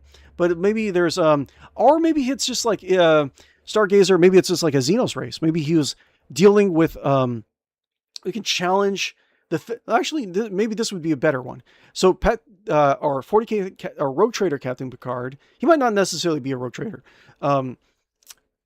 Captain Picard, maybe he encountered, like, all of his dealings with alien races around the Federation space are positive, right? And they have been for years, right? But, like, there was, maybe he encounters the Eldar for the first time, or orcs or something like that. He tries to negotiate with them, and it just doesn't go well, right?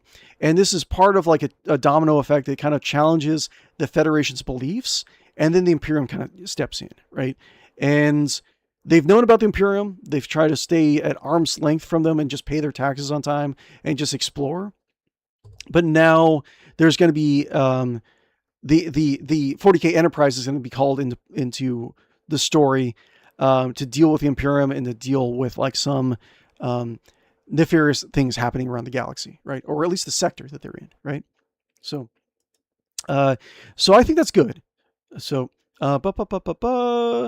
so what we did Trials and Travails, Dark Voyage, Lost World, Shiplorn. So we did Shiplorn, right?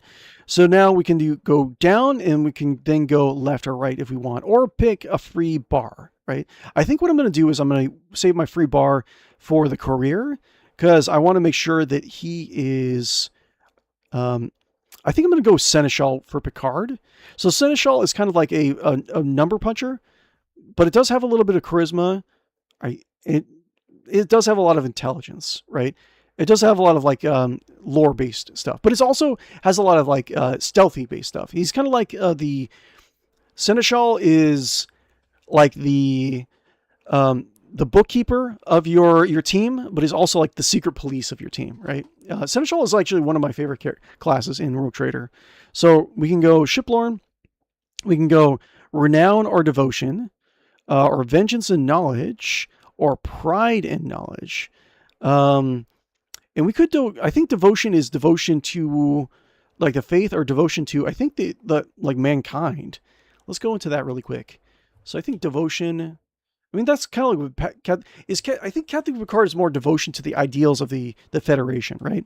So Crusade, Call of War, Bounty Hunter, Chinese Hunter, Darkness, Forbidden Knowledge, Decadent, Workman Incursion, New Blood, Devotion, right? That's what it was. So devotion. Let's read up on that a little bit. So devotion, you go into the unknown, not for yourself, but for something greater. I think we'll go with this, right? You believe in whether or not your belief is a religious one, a matter of personal loyalty, an absolute dedication to duty, or something else entirely. It gives you the strength to preserve when all else seems lost. You'll not rest, nor will you falter, while your faith remains intact. Others may question your devotion, unable to understand how someone could cleave so tightly to something so distant and abstract as duty, loyalty, honor, or faith, while others' paths grant so much more. But you know better. You'll not be swayed by those who comprehend nothing but themselves and their own ambitions. I like that. So creed, duty, loyalty. So I think duty. Duty. To labor is human, to serve divine. You find strength in duty and eagerly embrace the structures and dictates that duty requires. I think that seems like a very Captain Picard way of doing things.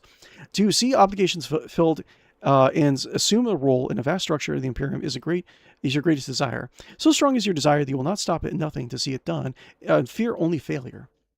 To others, your rigid discipline and obsessive focus may seem disquieting, but you will not share their doubts. You pity them, for they will never know the contentment and satisfaction that your purpose gives you, nor the purity of life that your conviction provides. So you gain armor content talent. I think that is, you gain willpower against like fear, I want to say. Fear or like certain other mental abilities. You get an additional bonus to that. Unshakable faith. Unshakable faith. I think they both do somewhat. Oh, no. I know what it is. Armor Contempt. I think Armor Contempt. Unshakable Faith does give you a willpower bonus to certain things. Armor Contempt does. It gives you reduction to corruption points, I want to say. In addition, gain +3 willpower. So, yeah, that sounds like very much like Captain Picard, right? So, let's do. So, we do Devotion. So, we're right here. So, I think then we can go down one. We can go boop, boop. Right? We can do Explorator or Missionary or Seneschal. I think Seneschal. So we'll go back to the class. So I think Lineage, the way it works, this is introduced into the Storm. And with Lineage, I think you can pick anything. You don't have to be underneath it, from what I remember, right? Now, I think if you've gone through our build so far, you might not have enough starting experience to pick one of these things, but I think if you can read them for like the flavor text and nothing else, right? But you can also choose, you can pick like the entire bar is for free, but I think you can choose, if you just want to go like down in one like before, you're more than welcome to do so. So I say, of extensive lineage, like your family line, a long and glorious history. I'd say that like Picard has the House Picard kind of stuff. He knows a lot about that. But first off, let's go to a long glorious history. Let's talk about that, and we'll go to Seneschal really quick, and then we can end the stream. So lineage, a long and glorious history, right? So 3 different options. Your family has existed for a very long time, predating the sectors of the Imperium, with branches far spread and wide across the galaxy. You could also just say that you're part of the Federation, right? Like this is your long and glorious history. Your family name is well known in many places, recorded in the ancient archives of history, and proudly remembered on worlds you may never see, due to the exploits of distant kin and legendary ancestors. You can say the Federation is more in this. What we're talking about is not just like one planet, but several, right? Members of your family pride themselves on their lengthy and widespread legacy. You were taught to the lore of your ancestors from an early age. Dark Secret. My great-grandfather built this colony. Prominent ancestry. So, great-grandfather built this colony. Your connections and the legacy you've inherited reach many places. You've learned that many of those places lending authority to your presence, swaying those who might otherwise have cause to doubt you. Your ancestors laid the foundations for your present prosperity, and you take advantage of that whenever the opportunity arises. Whenever your reputation does not open the doors for you, that your forebears will, you can say that this is just part of the Federation. Either one, you can just say it's part of the Federation if you want to. But this is also, I think this bar is also optional, so you don't need to have any of these. Because all of these cost initial experience in order to buy early in the game, right? But let's just say if we wanted to get like for just like flavor country, we can just say like the the Federation is very well respected in this thing. You can get from my great grandfather built this colony. You can gain a peer, 1 talent. So like a certain faction that's in the Federation or whatnot. You have you gain bonus to uh, social skills with them. Right, and like any other relevant skills, like I think you get like a +10, right? In addition, you increase the starting profit factor by 1. I would say this is probably like makes a little bit more sense. I would say that the Federation in this setting would be have a lot of resources to contribute to whatever project that they're involved in. So I'd say this is probably the better thing. So peer, and you like a lot of the people who know you. In this particular area of space, the Federation is very well known, is very well regarded, right? So I'd say that's good.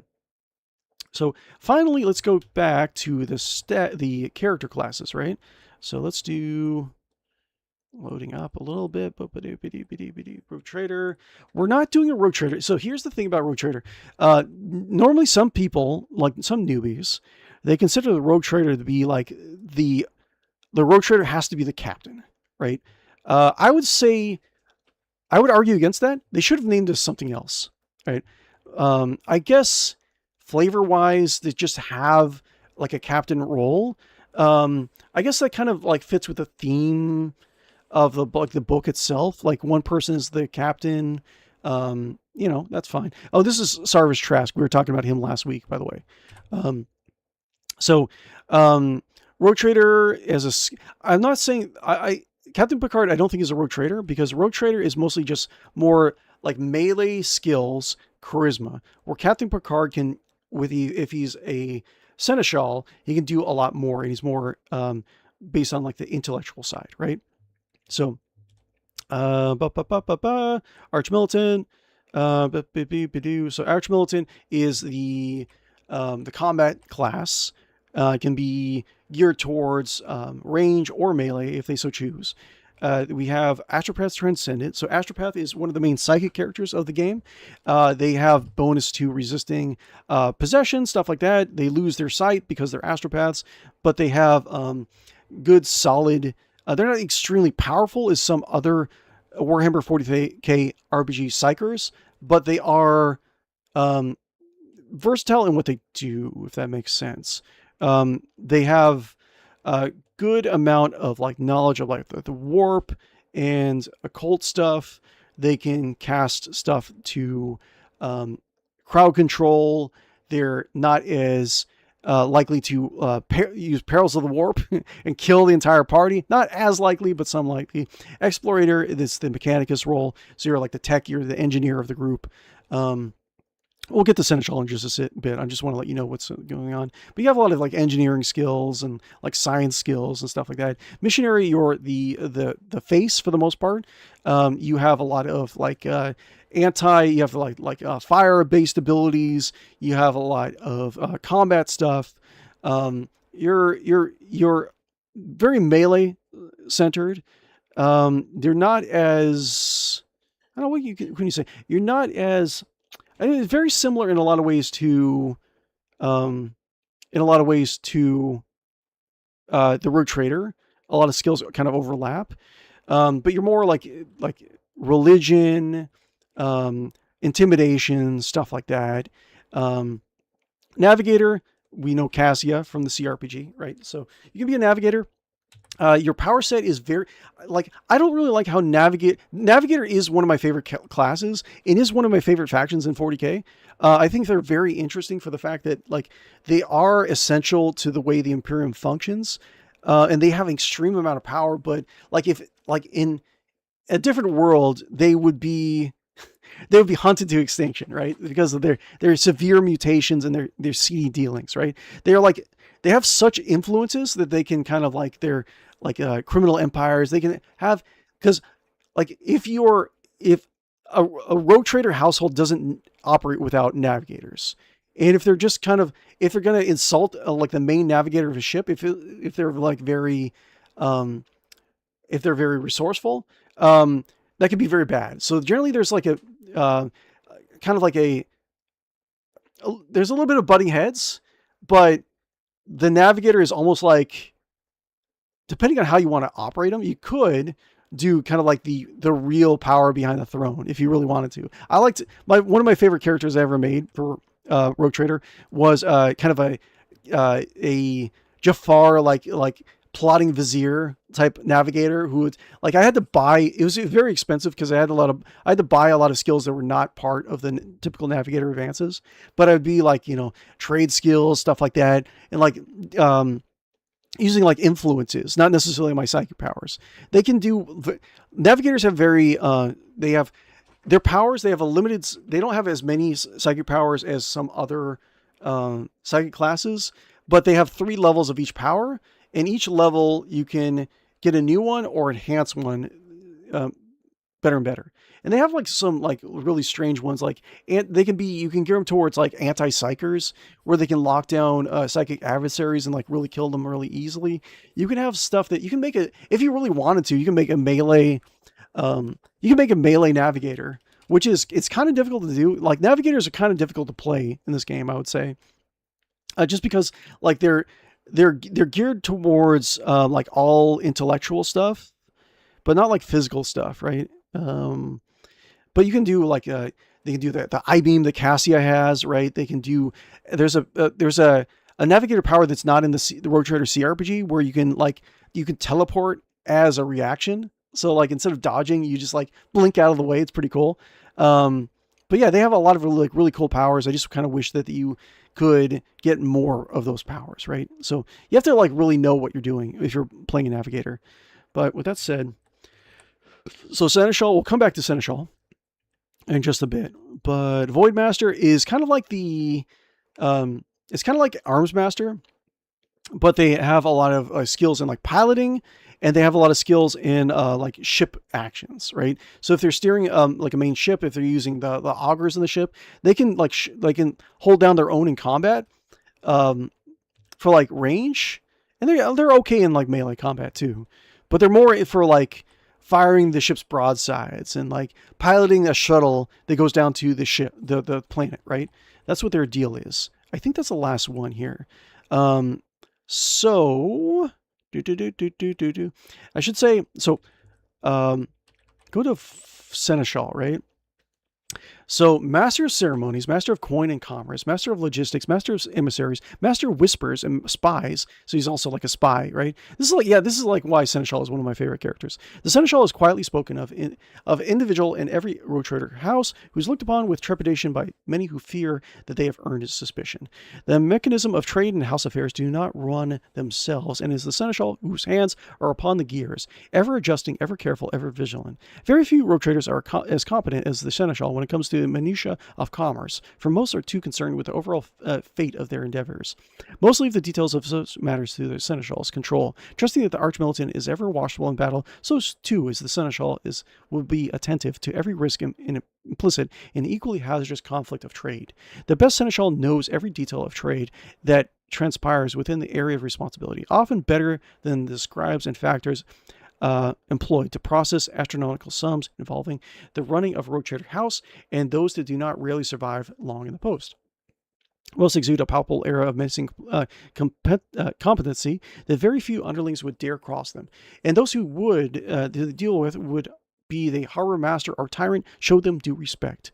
Their most valuable gift, however, is unerring ability to gauge the subtlest degree of risk in any proposed mercantile venture, which they can then take steps to nullify appropriately. Many Seneschals maintain a tightly controlled network of spies and contact spies where possible, which is always really fun, especially if you're doing kind of like a very high level Rogue Trader game, and you've been building up your own contacts and like networks of spies in the bowels of the ship. Like you can, like there's a power dynamic in a Rogue Trader party in the pen and paper game where you can get where like everyone's has such influence, right? Is that they could all considered to be captain in their own right if only they had a warrant of trade, right?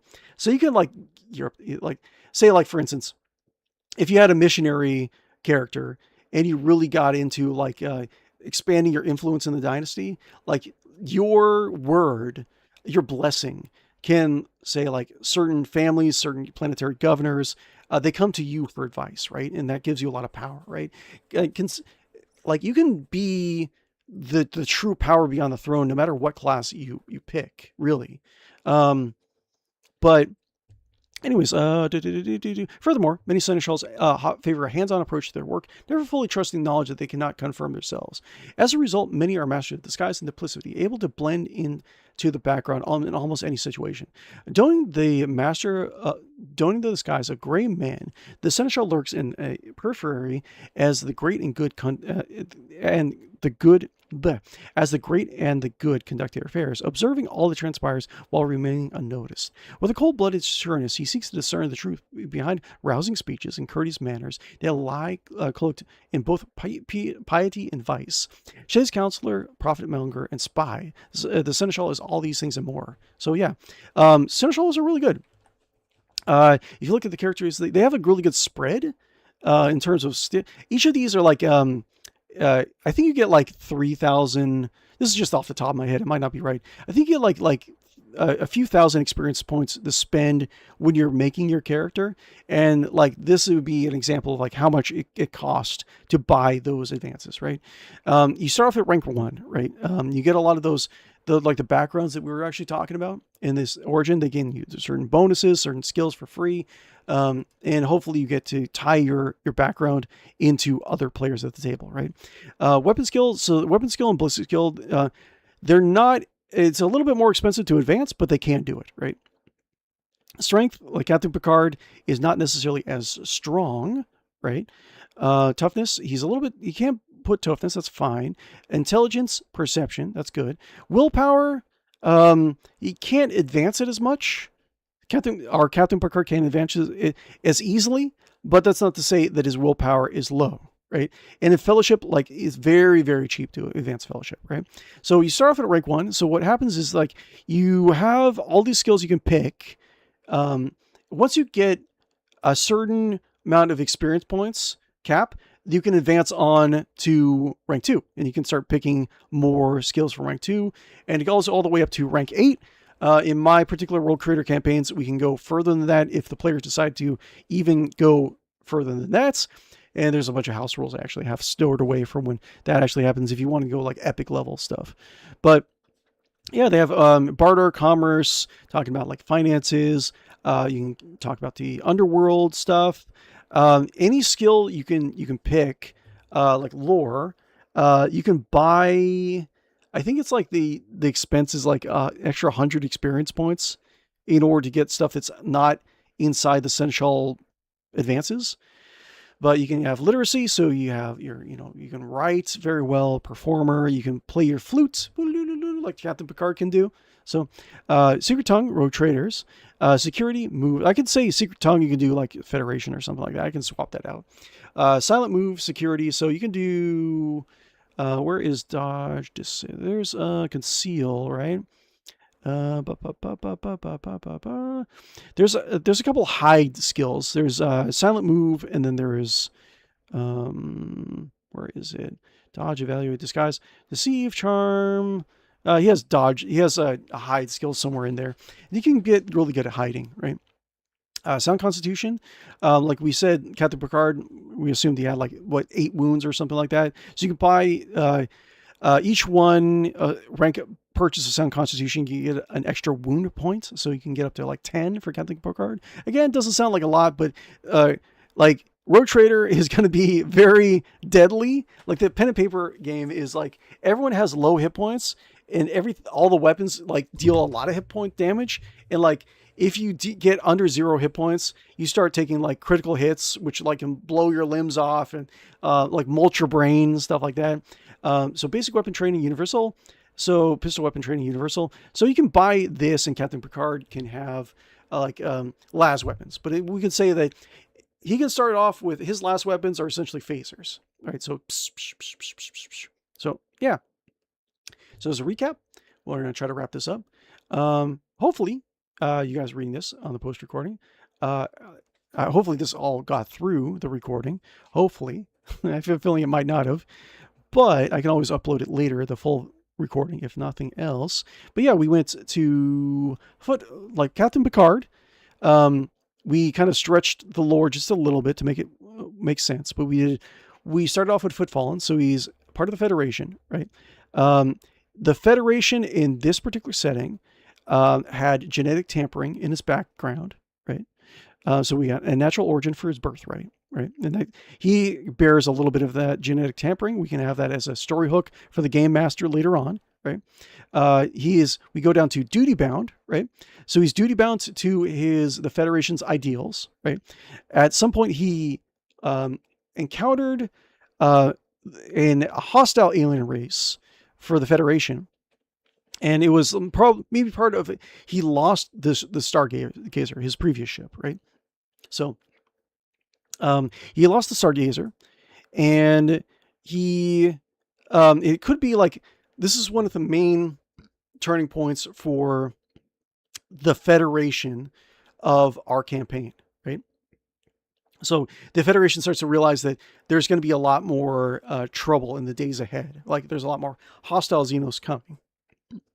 Just because maybe his ship was lost and maybe other ships were lost as well, right? So that's another plot hook that the game master can use to introduce new quest ideas, right? So we go down to Devotion. So Devotion is, he is devoted again to his ideals heavily, right? And we're going to Seneschal, right? So he's very, with the bookkeeping, he has potentially, you can give Captain Picard a lot of knowledge skills. You can give him like some las weapon training. You can give him charisma training. He's pretty good. And long and luxurious history, right? So with that said, what else can I say? I would say, we could say, ask the players at the table, do you want your Captain Picard to be the actual like rogue trader or the captain of your ship? We won't make a ship this week. We might do that next week or the week after. Or, I don't know. It depends on how like popular this segment is of the stream, right? I'll check to see how much view count is going to go up by or down or whatever. But you work it out in the players, see who wants to be leader. If Captain Picard is a leader, he's going to be the leader of the new ship, right? So he would be, for the Enterprise, you would want something, you can say like the typical Imperial design is like, we don't have to do the actual Imperial design. We can just say that it looks like a typical Star Trek ship, the Enterprise D with the saucer section and whatnot. And we can just add a bunch of, maybe make it so like torpedoes and las weapons are going to be first and foremost, right? Of the ship, right? That's what we kind of, and we have a very high quality compartments and living style for the crew, right? That's how we would do it. But yeah, that's how you would make a character, Starter Trader in Warhammer 40,000. So thank you very much. I appreciate you guys hanging out with me. You guys are amazing, beautiful people. Hopefully you enjoyed this. I will be back. I might be taking Wednesday off. I'm not 100% sure about that, but we do have our Discord pinned in the live chat right now, to my right and down below in the video description down below. Typically I do Wednesday, Thursday night, Saturday, Sunday mornings. So feel free to swing on by whenever you like. Let me know what you think about the stream. If you, we did a little bit more of a character building deep dive. If you like that, if it was helpful, let me know in the comments below. And yeah, I will see you later. Have an amazing week, guys. Be good to each other. And you are all amazing, beautiful people who deserve all the love in the world. Okay. See you later. Bye.